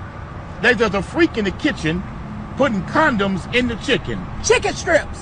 And I mean, this is a whole nother level of choking and stroking the chicken here. Yeah, it is. This is a whole nother level. Whole nother level. So be very careful if your chicken tastes with some unseasoned, unsavory flavor. That's right. You might want to give it back. I wouldn't eat from here. I wouldn't eat. I gone on, sis. See, get your money Bring back your in this receipt. Get place. your money back. Y'all work too hard to Because be you running around don't, here eating you don't know chicken. you don't know what the hell you Get really on here, eating. come take care of your business. Come on, Miguel, whatever your name is. Get your ass over here and get that taken care of, brother. That ain't right. Hell no, y'all work too hard to be eating condom chicken. Kind of freaky mess they got going on in here. What kind of freaky chicken shit y'all got going on in here? Everybody want to be quiet. Don't nobody want to say nothing. We got direct video. That one I can't do anything about it because it's online order. I don't have access. Give her money. Matter of fact, this lady's getting a refund. They getting a refund. Yeah, got to be Matter some of fact, refund activity Get this going refund on. activity. The refund activity. I believe that's video courtesy Rap House TV. It looks like had that and others. the refund activity. Get the refund activity. That's your lunch break, man. I know, and some people only get 30 minutes. So that's Right. That's a 30-minute lunch break. And 28 minutes is gone because they probably waited on the chicken. They're waiting on their coworkers. They finally got it. Like, okay, cool, we can eat now. And then this happens. Again, not blame the activists did what they needed to do. They handled business. I don't blame them one bit. But I'll tell you, Cornell was taking care of business because she goes, "Come over here, Miguel," or whatever your name is. She wanted to smoke with everybody. She was man. She was brought in for one intention. The doctor was brought in there to kind of like guide the way. She was brought in there to do one thing and one thing only: raise hell. Man, and she did. And I give her props because, damn, I want somebody fighting for me like that. How does that happen? How does that happen? Intentionally. And you don't just the condom doesn't just slip out. Oh my God. Sure hope not. Or now we're talking about other businesses are going down with Popeyes. If that's the case. I mean, my goodness, what are we doing? Man, there's no way that Popeyes, and this is in Houston, they can't reopen. No, and I'll tell you, I go to Texas quite a bit. I will never stop at a Popeyes in Texas again. Texas. And I love Texas. I love all my great peeps there. I will never stop at a Popeyes again. I will make sure everybody knows, especially if you're in Houston. I don't care what Popeyes it is. Don't trust it. You know, I feel bad because after talking about the store, I kind of want to go to Popeyes. Dude, imagine imagine that dude like didn't run into all this. He finds and he's like, "Oh, well, hey, come in handy because I was gonna get some action tonight. Now I don't have to buy a It was from Chicken Strip. It was a chicken strip. I don't know how you do that. That's like intentional. That's somebody that didn't want to be there anymore at the job, and that's like the dangerous thing with like fast food. Like you talked about that. That's the dangerous thing with any job, but like fast food especially, because somebody could be like, "I'm out of here in 2 days. I really don't care how I make this food or what I do." And unfortunately, some of these people don't understand that those are crimes if you do something like this. Yeah, that's a big point. Thank goodness that victim kept the receipt. Right. Because on that receipt, you have the time, the date and the time when that was ordered. Yep. So you're going to be able to, the police are going to easily, and Popeyes, they're going to easily be able to track who worked that shift and who was the cook in that shift. Yes. And that cook might be going to jail. Right. Yeah. Forget it. Not having a job. Like you're like, you might be in a different orange, not Popeye's orange, in jail orange. Like that's just what it is. Like crazy, man. Crazy. I mean, all joking aside, I would be irate, bro. I mean, it would literally be, you want to talk about like calling it a week. It could be Sunday, Monday, Tuesday, Wednesday, whatever that happened. You got to call it a week. If you're that guy, you got to call it a week. You got to call your job and say, I got to take the rest of the week off. You'll never believe what happened to me. I can't believe this. I just. Yeah. You got to go to the hospital and see, because, I mean, some of that, he consumed some of that chicken. Yeah. I mean, so the chicken was already opened up. You know, it's chicken strips. and he opened, he took a couple bites. So you don't even know, because that particular material, it's not just, if you understand that it's not just the material itself. There's, so the whole chicken is cross-contaminated. Yeah. Like, and my fear is the hospital check yourself out. Yeah, and my fear is we don't know if it was used or not, or we just know it's fried. So at that point, you don't have any idea. And who cares if it's used or fried? You shouldn't have that thing in there, or used or fried, used or not used. Shouldn't care about that. But my goodness gracious, dude, this is insane, bro. This is absolutely insane, man. It's like, the great people of Houston are wondering if their Astros are going to get into the playoffs, what the Texans are going to look like with CJ Stroud under center this year. They're trying to figure out what the Rockets are going to do to maybe make a run in the Western Conference. And then this shit happens. It's unreal. Well, because Popeyes is a staple. It is. Wait, dude. Oh, my God. I'm sorry to interrupt you. I just thought about this. This is why Chad didn't put him on the top 5 chicken sandwich. Oh, my goodness. Unbelievable. Now it's all full circle. It's all full circle. All full circle. Chad B's off the list. Yeah, he's good now. He's good. But he won't be able to celebrate it because he's on vacation this week. Exactly. Exactly. No, we won't tell him. You see how it all comes full circle. But it's little things it's like, man, one thing at one location can impact the entire that is nuts, man. That is nuts. But I hope everyone is okay. I know it's a huge inconvenience, but dude. Wait, we need Quanell and Dr. X, right? Dr. X or we need Quanell X and Dr. Candace Matthews. Yes, Dr. Candace Matthews. We need her, and we need we need them both. We need them both. And anytime we have a disservice, we need them on our side. AA. That's what I found out. Up next, what's going on with the Guardians offense? Gavin Williams, he deserves better. He deserves better. We'll talk about that a little bit. Plus, Tony Romo. We have body cam. We have more video to show you. We have Tony Romo video coming up. And then finally, this or that, Patrick Mahomes versus. You'll find out when you see the banner coming up at the end of the show. One more segment to go. We have still a ton to accomplish. Back in about 3.5 minutes right here on the Inside Edge Network. Fanatics isn't just our name, it's who we are. Loyal, passionate fans dedicated to our favorite teams and to the sports we love. That's why we're honored to be able to offer fans the world's largest collection of official sports apparel and sports jerseys from all leagues, teams, and players you love. We feature a wide selection of gear from every league, including the NFL, MLB, NBA, NHL, and NCAA merchandise, which allows us to serve fans of football, baseball, hockey, basketball, lacrosse, soccer, golf, and, everything else that gets your heart pumping. Go to fanatics.com by using the QR code on your screen right now to celebrate your teams. That's fanatics.com, a proud sponsor of the Inside Edge Network, Cleveland's digital leader.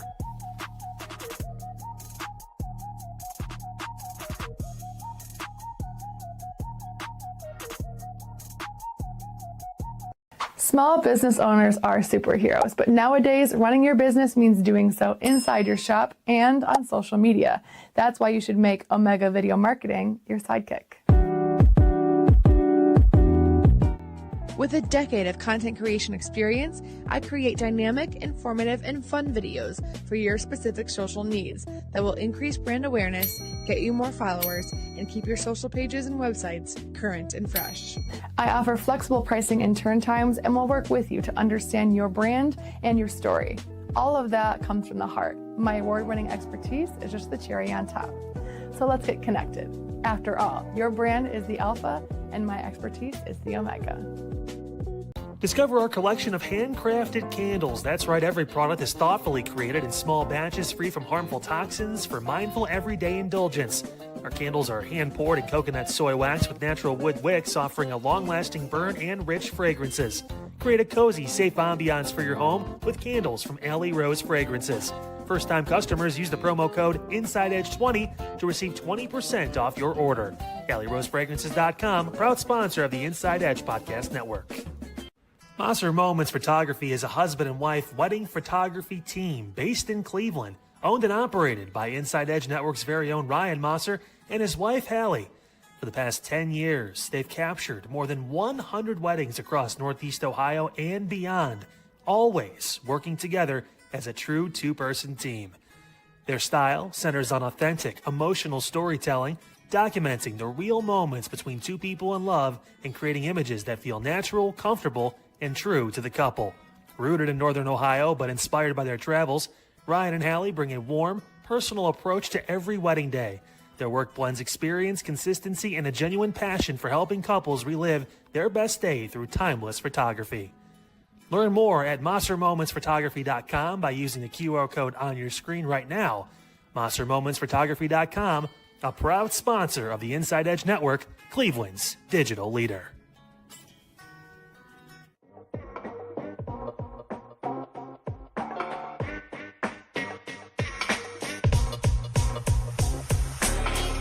This is Midnight Run on the Inside Edge Network.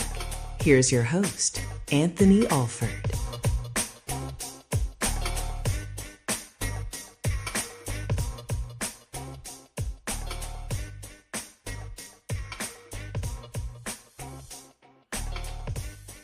All right, welcome back to the show, everybody. Quick programming note for tomorrow. This is for tomorrow only. Eli has tomorrow off. He'll be out of town traveling, visiting family. Out of town. So tomorrow, we're just going to move everything up an hour because Eli and Chad are both off. So Autumn will have, and I will both be on the show. The Daily Spiral will be on at 10 o'clock tomorrow. 10 o'clock, the Daily Spiral. And then this show, Midnight Run, will be on at 11 o'clock. And this is just tomorrow night right here on the Inside Edge Network. Quickly, before we get to the rest of our stories, I failed to acknowledge one thing as we was reflecting back on the Popeye story. And Eli, I'm going to need you to come back on the screen again because you may not even know this. Today is National Chicken Wing Day. Police said it's a chicken strips day. And look at Popeye's deal.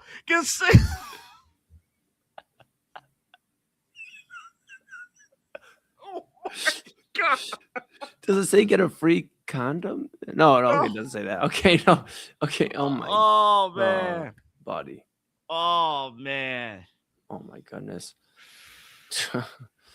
Oh, I July 29th is National Chicken Wing Day. Get these deals. Wingstop, Speedway, 7-Eleven, Pizza Hut, B-Dubs, Hooters, Popeyes.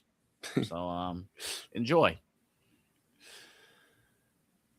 Yeah, I just sometimes the world is a beautiful thing, but how the way it works out, I don't know, bud. I don't know. Back to you. You got a lot to get into here. What if I told you Gavin Williams is the first Major League Baseball pitcher to have 11 plus strikeouts and 4 straight starts? Hasn't been done since Shane Bieber back in 2021. And what if I told you Gavin Williams has been on a by the way, he leads the American League in strikeouts. He has recorded 11 plus strikeouts. Yeah, we just said that. 4 consecutive starts. Lights out his last 2 starts, especially. And we were shut out both games. There it is. Look at that. 14 innings pitched. 23 Ks. 0 wins, and we were shut out today. I'm not going to spend too much time. First off, kudos to Gavin Williams. He is emerging, and it's like you take one great thing and then. So let me get. This is the funniest thing about baseball. Was it Chase Burns, who's like balling right now? He's dueling right now with Cincinnati. He has a bright future ahead of him. we rock his world in game 1 of the doubleheader today. And then in the nightcap against guys from, I don't even know where Cincinnati's minor league competes. That's a bad job out of me. But against their kids, we get shut out. Explain that to me. Now, I don't have the generational X's and O's, with baseball and things like that. But I will tell you, man, I know people older than me talk about the greatness of the 90s Indians and how much offense they had back in the 90s. My Cleveland Indians / Guardians, we haven't generated, consistent, watchable offense. I said consistent, watchable offense seemingly in 20 years. I mean, what are we doing? And Riziki brought up a great point on Main Event this past Sunday, which we broadcasted live from the Brothers Lounge this past Sunday at Moonbash. And, he brought up the term guards ball. We take pride in guards ball, but it came from the fact that Terry Francona had to utilize getting on base and little things, stolen bases and things like that, because we couldn't hit. And we use this as a cool marketing tool, but it's pretty frustrating when you have elite pitching and you see what Gavin Williams is doing. And we're just it's unwatchable. And I didn't get a chance to thoroughly listen to the radio broadcast. From what I heard from social media, it's dude, when Hammy shows on the air that he is not thrilled with this offense, changes are going to need to be made. So I don't know. I don't know. Listen, I know they split, and the thing is, they hang around. And baseball did the smartest thing. What baseball did was expanding the wild card. And I know, cool, kudos, you have more games in October. But what it's done, trade deadline, very few can be sellers. Hard to justify being a seller if you're still in it, in the division, in the wild card. But man, 3 out of the last 4 games getting shut out. Just terrible. Awful. All right, we're not going to have time to play the full Tony Romo clip, but we'll play part of it right now. Of course, Tony Romo as the former quarterback of the Dallas Cowboys, and over the last almost decade now, the lead analyst for the NFL on CBS. He was arrested over the weekend for OVI or OWI, one of those. And TMZ, of course, timely, they released body cam footage that was leaked to them. So we don't have part 1, but part 1 is a 6-minute clip where he was initially pulled over on the freeway on the side of the bridge. The officer decided not to do the testing because they were on a bridge, and you could be tilting and stuff. So the officer took Romo to a safer location to perform these tests, the sobriety test, and we'll play a portion of that clip right now. And when my partner brought the backpack that you wanted, we basically do not an inventory, but I make sure that there's no guns in there. Yeah. Exactly. So you guys checked. And there were a few shooters in there that I observed. Yeah. Any of them drink? Okay. I don't think any of them were drink, right? Okay. Can I do an exercise? Go ahead, dude. Squad 8. 902, Charles Boy. Pat it down, yep.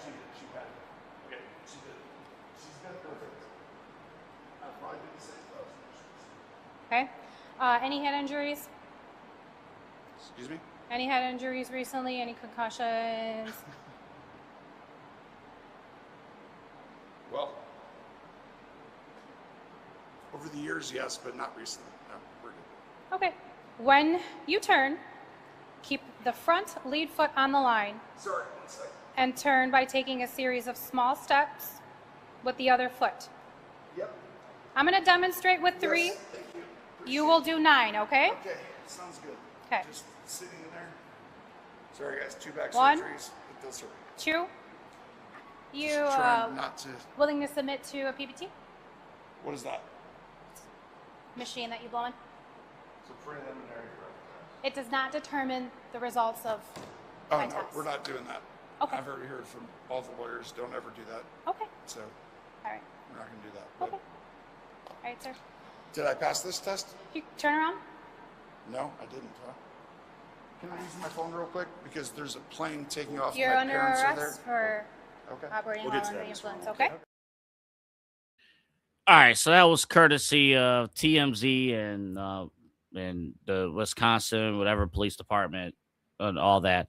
I'm not going to sit here and talk legally about that. It's obviously a terrible situation. Regardless, you know, a good chunk of people will say that more than likely Romo will be cleared of any charges. Again, no criminal charges with this. Basically, he was taken in because he refused to, to take the breathalyzer test and all that. The bigger question that CBS is going to have to determine, this is different now because, he has a 10-year deal, a lot of money with this deal, 10-year deal with CBS. What are they going to do with him? Is legally, obviously you could be let go without cause and anything like that. And I'm very uneasy in talking about people losing their jobs and things like I avoided the layoff situation with ESPN because that's different. That's you're laid off without call. That part sucks, but this is different here. So what is CBS going to do? Right now they're standing behind Tony. Reports are Mike Florio had it out that Romo's going to scale things back a little bit in terms of being viewed in the public eye. But we'll see. Again, number one lead analyst. It happened in the middle of the summer where there are very few stories. So not good. It's never good timing. And, so who knows what's going on and what they'll do. I follow the media circles very closely. There's a particular sports media writer, sports media podcaster who follows announcers. That guy hates Tony Romo. So you're seeing pieces like, oh, this guy stinks. He sucks. This and that and that. And I get it. And actually, Autumn and Eli talked about it on Spyro last hour. Yes, Tony Romo's not predicting plays anymore. He's not doing that. And he has regressed, but he's not garbage at his job. So I'm just gonna lay that out there. But and again, there is precedent too of, and this is, we're not condoning, driving under the influence or anything like that. Please don't do that at all. There's Uber and Lyft. It exists for a reason. But I didn't know this until I saw this on awful announcing that Al Michaels had a DUI arrest back in 2013, and NBC didn't even suspend him at all. It happened in April of 2013, and I just now learned about it, July of 2026. But this is more high profile, and we'll see what happens with that. We might dive a little bit more into it tomorrow, but I just wanted to clear the air with that. The Browns camp story, we'll do that tomorrow. But what we are going to do tonight, and I need Eli back on. Eli, again, will be off tomorrow. But, again, as we close the show, the new tradition here on Midnight Run. Yeah.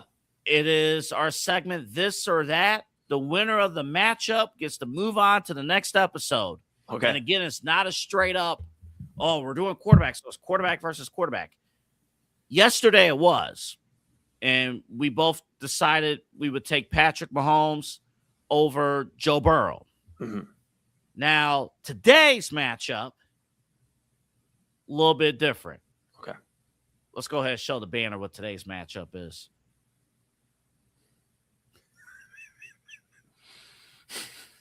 Patrick Mahomes or Popeye's chicken? Popeye's chicken has such a good legacy across the United States of America. We're giving a eulogy to Popeyes. Oh my! Some would say it had 4 Super Bowl legacy type of vibe to it. I mean, it was there, AA, and then this shit happened today in Houston, Texas, or whatever it happened. But we found out about it today. And you know what, Patrick Mahomes, you could be mad about his girlfriend or wife choice or whatever that he doesn't like. You know, he loves the excessive amount of ketchup and all that. But you know, one thing you won't find when you're watching the Chiefs, you know, you won't find just laying on the field during a Chiefs drive. And if so, they're kicking that fan out. They're definitely prosecuting him. There won't be have to find the date and time. No, you're gone. You won't find a condom.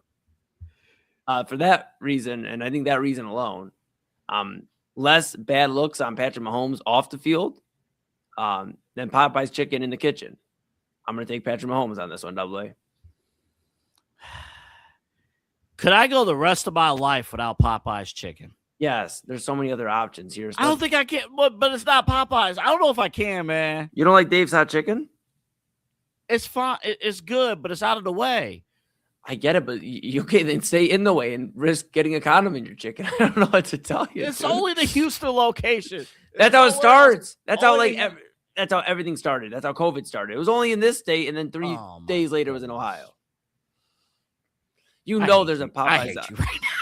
I can't say there's a Popeyes waiting in Ohio. Like, there's some dude that's on his last few days working there. He's already put his 2 weeks in. It's like, oh shit, I'm gonna one up that guy.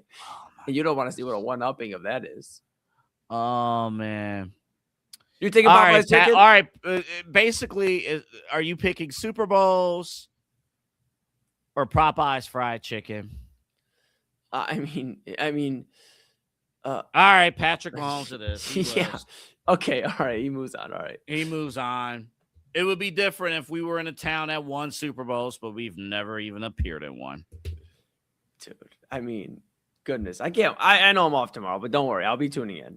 I will be watching from Columbus. I cannot wait to see. Today was a gimme, bro. Bad PR versus, I mean, not as bad PR, you know? So,